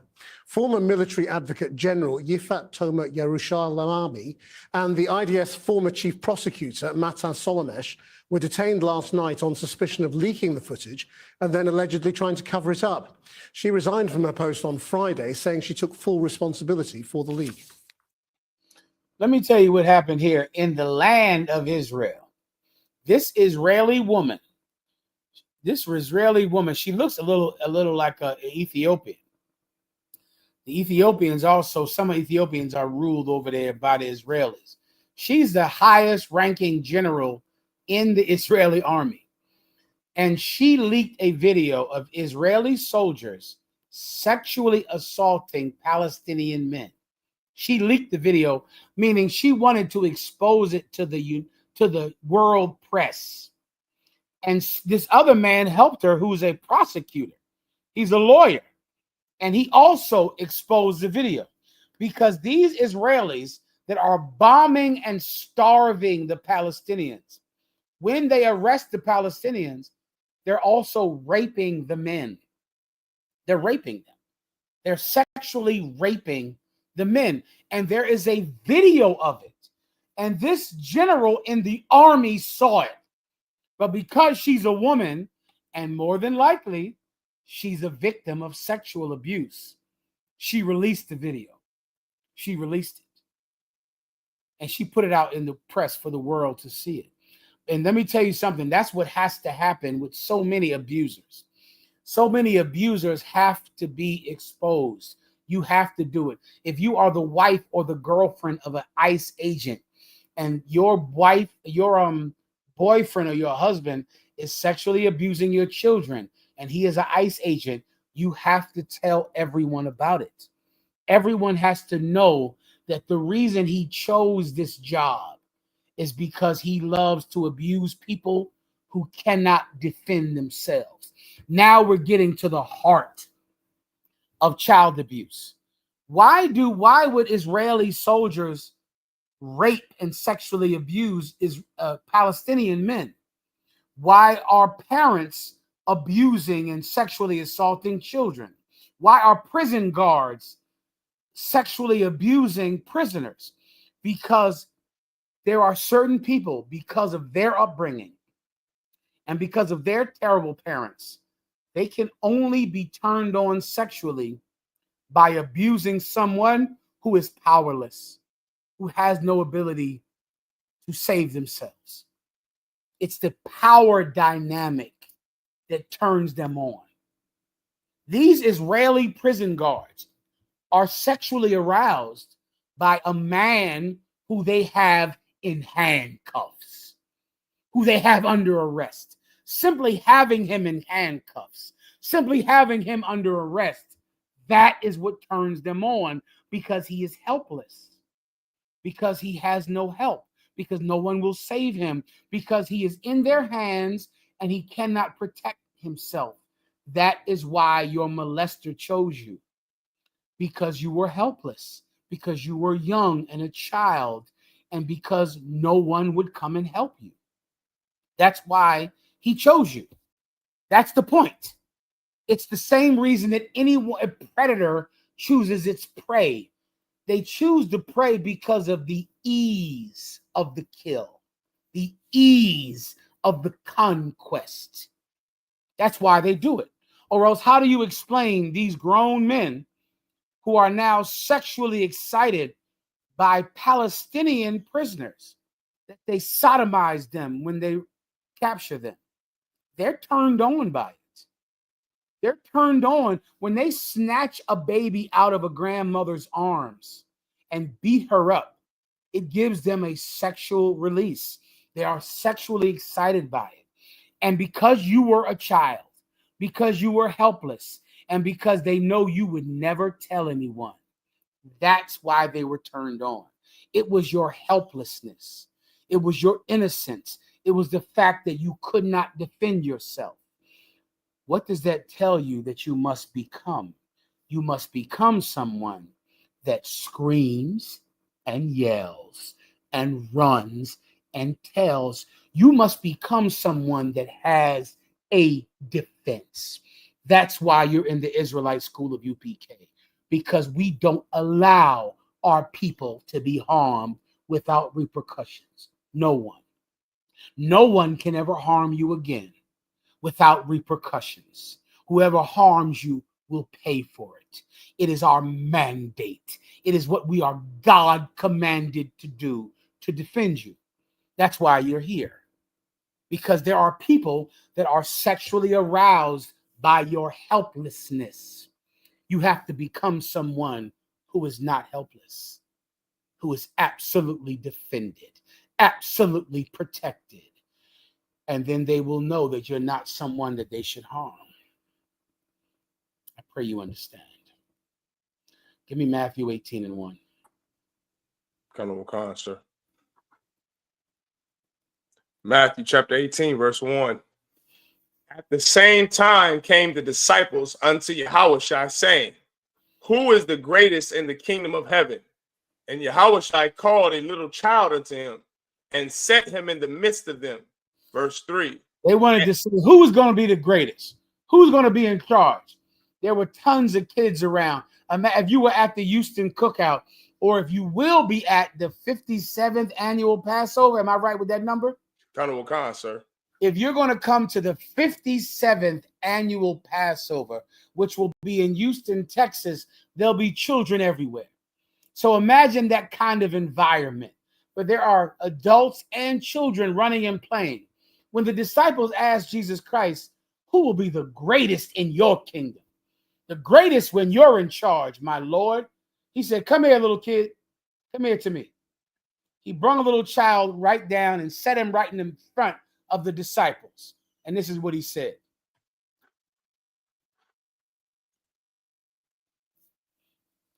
And said, Verily I say unto you, except ye be converted and become as little children. Except ye be what?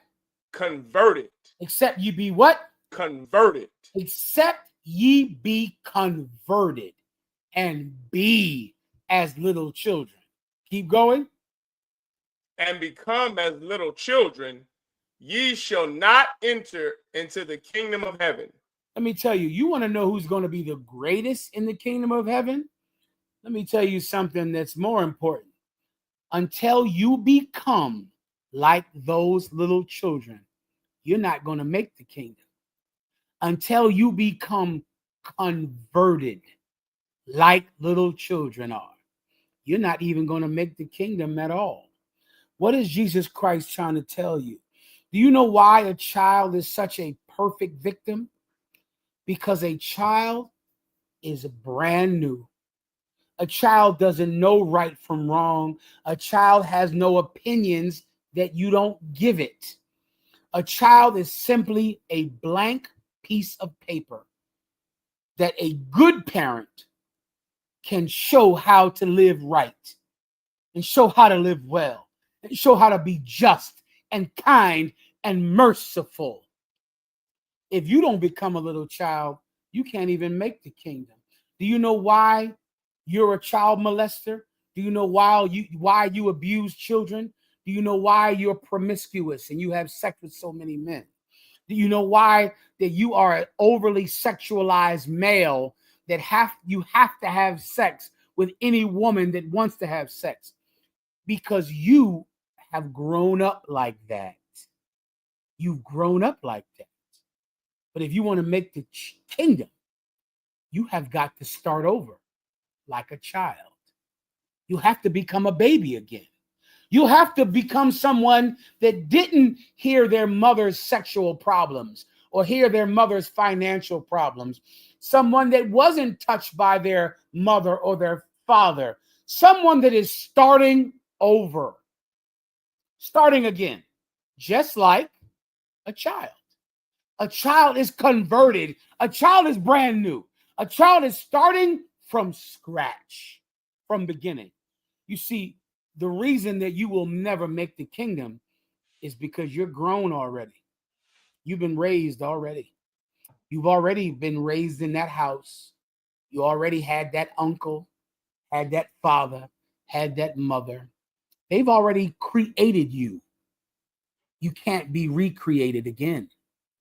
If you want to make the kingdom, you have to become someone who is starting again, starting fresh. What does that mean? Don't come in the Israelite school of UPK with your mother's personality, with your father's personality, with the personality of your neighborhood. Let me give you something you should never say to me in the council. You see, General, the way I was raised, you see, where I come from, the minute you say that, I'm just going to signal to someone to hang up and get me off of this call, because I don't talk to someone who's already raised. I talk to people who are here to be raised. That's right. Who are here to start over. You know, General, you see, when I was raised, the way I came up, you see, in my neighborhood, why are you talking to me then? I don't talk to people who are finished. I talk to people who are in the beginning, like little children. You start over. Don't you ever bring your family traditions in here. Don't you ever bring your family conscience, your family way of doing things. Don't tell me how they do things on your block, in your neighborhood. I don't give a fuck how they do things in your hometown. I don't give a fuck about how you were raised. I'm here to destroy how you were raised. That's why I'm here. Precept. Think not that I came to bring peace on earth, for I came not to bring peace, but a sword. For I came to set a division against mother and father and sister and brother, and a man's foes shall be them of his own household. I came to destroy your family. That's right. I don't know why you're here if you're not here to destroy it. If you're here to uphold your family traditions of secrets and not telling anyone what happens in this house and never telling the truth and keeping up all of your sexual deviance and the way your father did things and your daddy and your mommy did things, I didn't come to uphold your family traditions. I came to destroy them. That's right. And if you're in the UPK and you're not here to destroy them, you're in the wrong place, young man. That's right. Baby girl. I pray you understand. We're here to destroy your family, to wipe it out, because your family destroyed you. That's right. They destroyed you. Jesus Christ said, if you can't be like this baby, then you can't make the kingdom. You can't be like the baby. You're grown already. You're raised already. If you can't be like this baby, you're not making the kingdom of heaven at all. Keep going. Colonel Khan, sir. Whosoever therefore shall humble himself. Shall do what? Humble himself. Shall do what? Humble himself. Whosoever shall therefore shall humble themselves. That's how you have to be. That's what a child is. That's why they were a victim to you, because they're humble. They don't know what's appropriate. They don't know what touching is inappropriate. They don't know what kisses a mother should not give to them. They don't know what conversation a parent shouldn't have. They don't know that they shouldn't pull down their pants for their father. They don't know that. And if you won't be humble like that little child, keep going. Colonel Khan. As this little child, the same is greatest in the kingdom of heaven. That who is will be greatest in the kingdom of heaven, because we are going to bring adults in this school who will become children again. And we're going to teach you how to dress. We're going to teach you to cover up your private parts. Right. People shouldn't see that, baby girl. That's private. Little brother, that's your private part. You ever go into the bathroom? I've been in the bathrooms in gas stations. This happened recently. I'm in a gym. And I walk into the gym, and there's some brother, looks like he's 17, and he is pulling his pants all the way down to the ground to urinate at a urinal. You ever been through that before? You walk into a bathroom, and it's some young kid, and they pull their pants all the way down where their butt is showing. And I walked into the bathroom, and I said, hey, young brother, pull your pants up. Don't walk around like that out. Don't do that. You pull your penis out, and you sit at the urinal, but you don't pull your pants all the way down in here, brother. Don't do that. He's a little child, and he has to learn all over again. He has to learn. You better become that child. And if you can be that child, we'll tell you, scream, yell, run, tell. We'll tell you, keep your pants up. Keep your door shut when you're changing your clothes. When you're changing your clothes, shut your door. We'll tell you if somebody tries to touch you, you do it. Give Captain Ariah. Captain Ariah, he was hardcore as a little baby. Captain Ariah was a hardcore, disciplined baby about his body. He was absolutely disciplined about his body. He wouldn't let anybody see it. His mother, you couldn't see him naked when he was 3. When he was 3 years old. You could not walk in on Ariah naked up. He said, what are you doing in here? This is my body. It was one time. He's not going to like them telling you this story, Virginia. Kansas City. Are you ready? Sir. He had to be 4 years old. And he's naked in his room, and I see him through the crack in the door. And I say, boy, what are you doing in there naked? He says, this is my body. He said that at 3. Hardcore, I don't want. Listen, he said, this is my body. I said, shit, all right. Okay. I left. I said, you right out. I left out the damn. I was looking at him through the crack in the, the crack in between the door when the door is cracked open. Sir. I said, nigga, what you doing in there naked? He said, this is my body. I said, God damn. Well said, young man. Damn right, sir. I left out the room. You see, I was shy. I left because it's his body. That's right. You see, when you're a kid, you can learn that again if you humble yourself. But you see, if you come into UPK and you're grown, you're used to walking around naked around your children. You're used to how you treat kids. You treat your kids the way your mother treated you. You can't be in here with us. And let me tell you something else. I don't want any stupid, bad parents in the UPK. I want you to leave the truth. If you're a bad parent, leave the school. That's right. Get out of here before I find out about you. Let me give you another rumor I heard. This is just a rumor. None of this is true, of course. I heard some brother was in the UPK, and he was telling his wife that she was not allowed to pick up or hold a 1-year-old baby. The baby is 1 year old. Do you hear me, Kansas City? Sir. The baby is 1 year old. And the brother was telling his wife she is not allowed to pick up a 1-year-old baby, because if you pick up a 1-year-old baby when they're crying, you spoil the baby. The woman called me about it 3 times. I couldn't believe she called me once about it, because I said, are you telling me that you will let your husband deny you from picking up a 1-year-old? What type of mother are you? Are you telling me your husband is telling you, woman, you better not pick up that baby, and you're obeying him?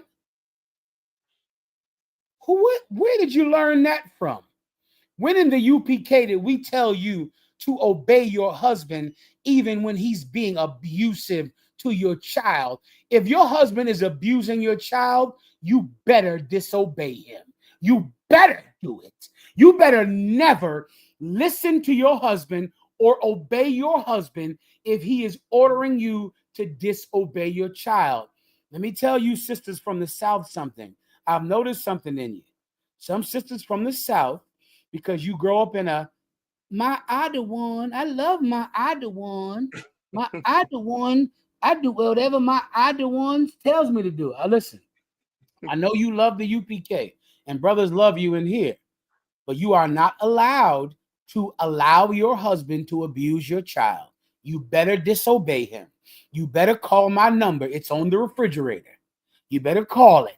You better never let your husband abuse your children. This woman is sitting there not picking up a crying 8-month-old baby because this fucking idiot is saying you can't pick up the baby. That's going to spoil the baby to pick the baby up. I don't know, but I can tell you where he got that from. His mother never picked him up. His mother never cradled him. His mother was cruel to him. The Bible says even the sea monsters give suck, but the heart of the daughter of my people is cruel to her baby.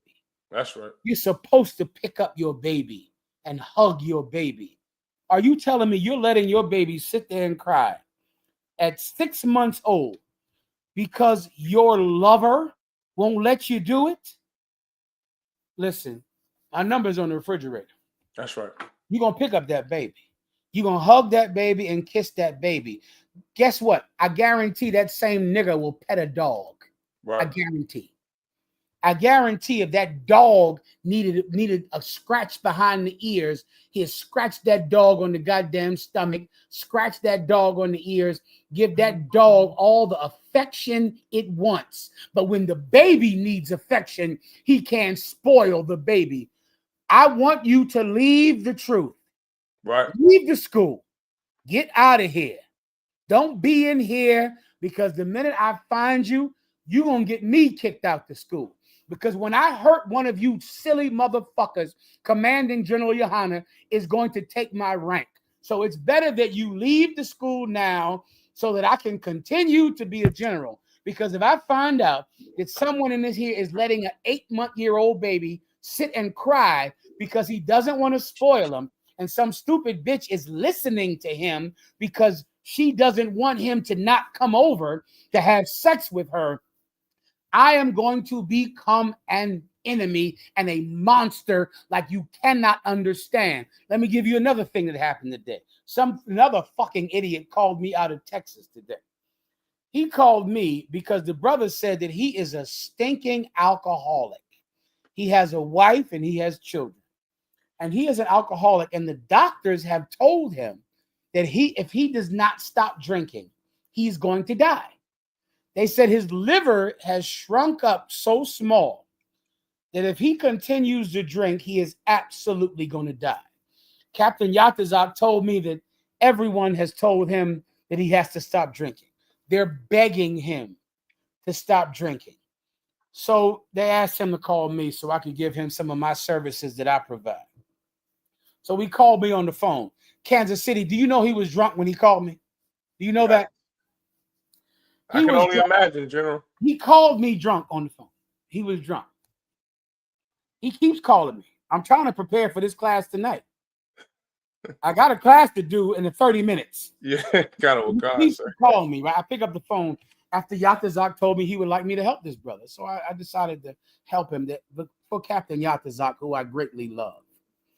So I helped the brother. The brother was drunk, and I said, listen, this is what you're going to do. You're going to get an insurance policy.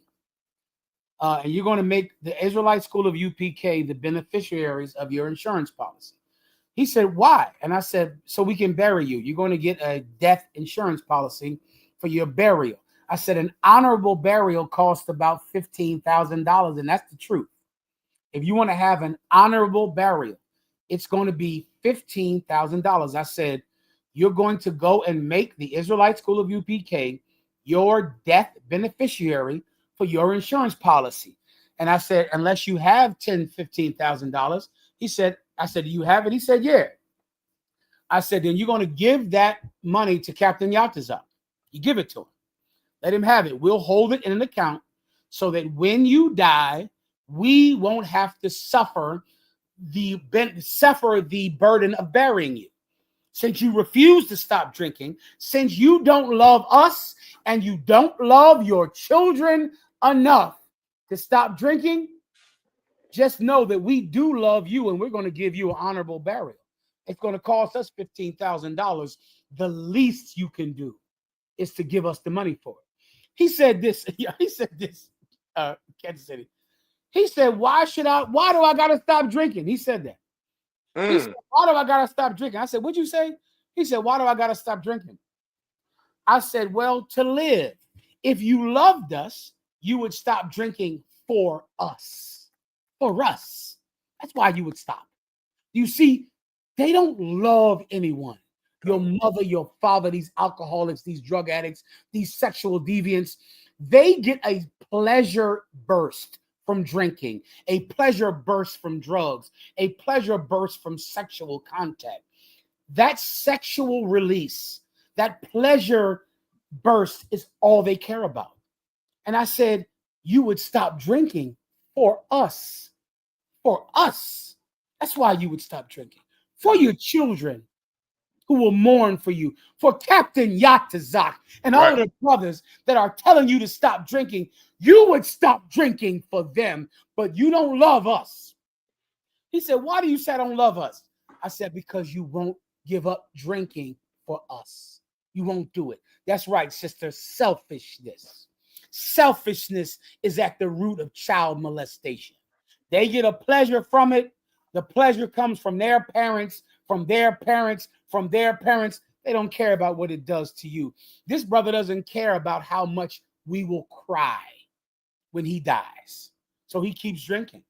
He doesn't care about what it will do to his children. So he keeps drinking. And I say, listen, Nog, this is what you're going to do. You're going to give me $15,000 up. That's what I want.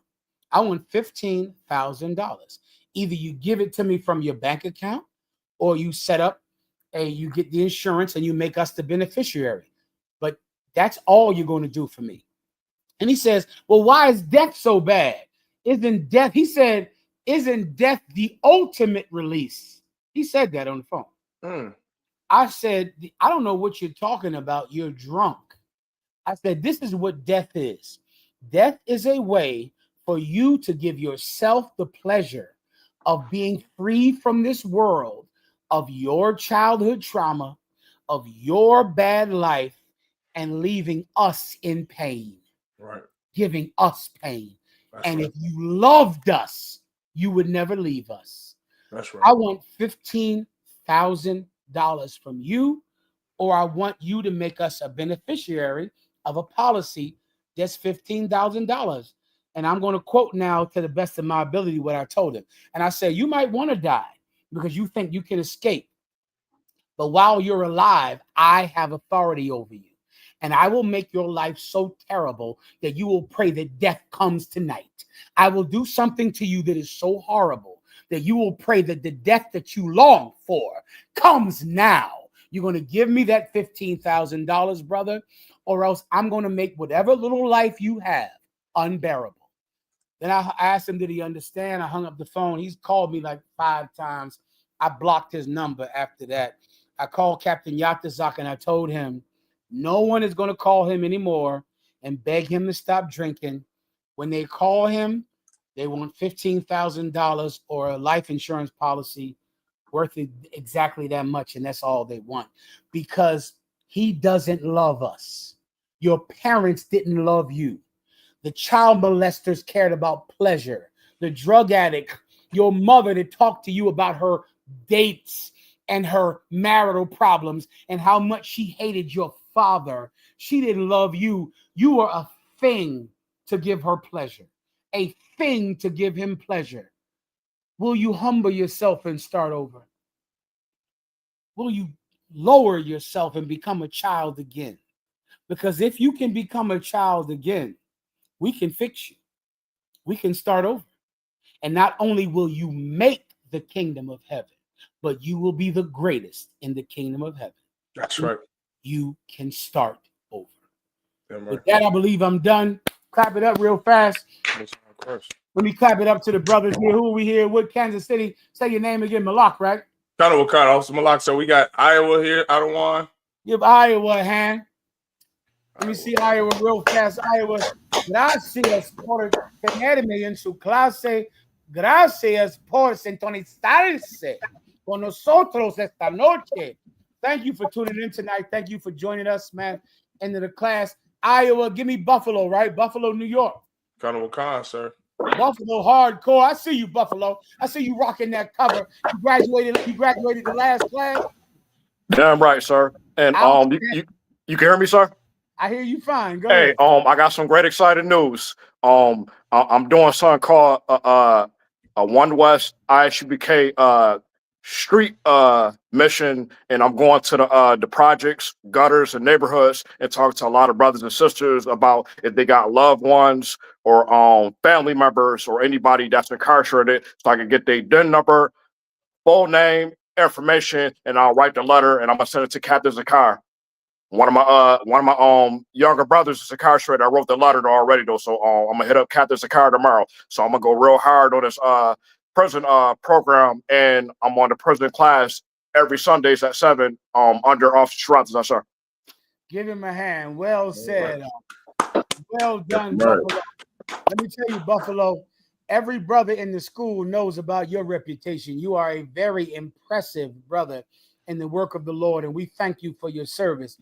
On the behalf of Commanding General Yohana, those brothers that are in those ghettos and in those slums and in prison, one day they'll say, "Blessed is he that comes in the name of the Lord," because they'll know God sent you for them, brother. Well done, warrior. Good to hear from you, and good to see you, and thank you for your service. All right. Khan, and one thing real quick though, I brag to everybody on in the world about Commander Jenny Hanna, General Mahayaman, all the men above me, and the sisters. I brag about y'all all the damn time. Damn that. I love this. Damn that. And we brag about you as well, Buffalo. Water, sir. Well done, brother. Good job. Let me say to Water out there, good job. Oh, Iowa. Where are you at in Iowa? What's your name again? Kakam. Kakongabar. Salakia, sir. Is that what that means? Yeah. Salakia, say that again, sir. Kakam is your name, correct? Kana Makan, sir. Oh, where are you at in Iowa? Right here, Des Moines, Iowa. Des Moines, Iowa, right here in the middle of Iowa. I heard it was a lot of black people coming down there in Des Moines, Iowa. Is that true? Hey, well, it's a small percentage, but you know what? It's enough for us to be right here building up for the UPK. That's what it's all about. Damn right. You keep giving them hell out there in Des Moines, Iowa, brother. Damn if you right. need any help at all, you know Captain Mawakwada worked with you in Commanding General Yohana, brother. You go out there and you take that city in Des Moines, Iowa. You take it. You understand, warrior? Damn right, sir. Kana Makan. Good to hear from you, Kansas City, good to hear from you again. Most High Christ the water. And all your leadership and the sacrifices you made in defending the truth and being part of the KC8. I appreciate your service. Salakia General, the KC4. Salakia. Damn it. Who's the 8 then? Kentucky 8. Kentucky 8. Damn right. Kentucky 8, the KC4. Most High Christ. Salakia, perdóname. My apologies, That's bien, mi general. That's bien. Gracias. The KC4. God damn. That's even more courageous. Most High Christ, sir. Most High Christ. Even more courageous. The KC4. Gracias por tu servicio. Oficial. Con mucho gusto, mi general. No, gracias. All right, get it on, Akim. If there's nothing else, I'm going to end the class. You can call the salute. Am I missing something as far as the people security online? Announcements. So, like you say, do you want me to dismiss you before the security announcements? Yes, please. Okay. Aloha Panya. Barak. Yahweh Shimi Awashai Barakatha. Yahweh Shimi Awashai Barakatha. The water, Akim. The water to you, General. Don't forget the 57th annual Passover. Houston, Texas. Get the dates online. You better come on in. You better come on in. Your life might be in danger. All right, warrior. Be safe. The water, sir. The water to you, brother. Most High Christ, General.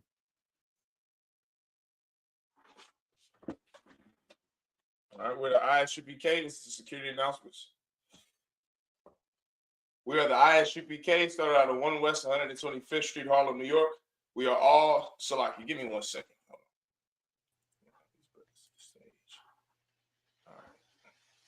If you want, sir, I could read them. Yeah, please, Kakam, go ahead. Kana Makan. Yeah, this is the ISUPK security announcements. where the ISUPK started at 1 West 125th Street, Harlem, New York, rule for new brother and sister. When a new brother or sister comes into the school, they are off limits for 6 months. They're here to be saluted only. They're here to shed themselves of the world. If they need transportation, the teacher will arrange it. After that 6 months, if a brother and sister has an interest in a particular person, he or she must get permission from the head to speak to a brother and sister. There was another 6 months in which a brother and sister would court one another. After that 6 months period, the brother and sister will get permission from the head to marry. Tithes, that is the commandment. You can find that in the book of Numbers, chapter 18, verse 21, and the book of Malachi, chapter 3, 8 through 10. That means a tenth in the Hebrew, ma'asharah, 10% of any increase that the Lord may give you. You give that to the Treasury Department or to the teacher. A priest fund, which is a free will offering that is not mandatory, you could give that at any amount that you would like. The upcoming holy convocations is on December 14th at sundown. That's the Feast of Hanukkah. You understand? That's an 8-day feast. The Feast of Hanukkah, December 14th at sundown, which is a Sunday. And after that, you got the Feast of Purim, which will be later on that day. And if any brother or sister wants to check in, and any brothers who want to come into the school, they need to wear all black boots, shirts, war scarf, etc., etc. And then with that, we're gonna give a courtesy salute to the teachers. So men of Israel, Imagine. No, Salaki, stand. to the brothers, to the brothers. We're giving a courtesy salute to the brothers. General Mahayaman just left. We already saluted him, so you're giving a salute to the brothers. Khan, Salaki. We're gonna give a courtesy salute to the brothers. Men of Israel, Imagine. Imagine Shabbat. Imagine Barak. Yahweh means hands down. Sorry, means the term. We're gonna give a courtesy salute to the sisters. Imagine, which means to stand. Men of Israel, Imagine Shabbat, Imagine Barak. Yahweh Shamar, all done by Shem Yahushua.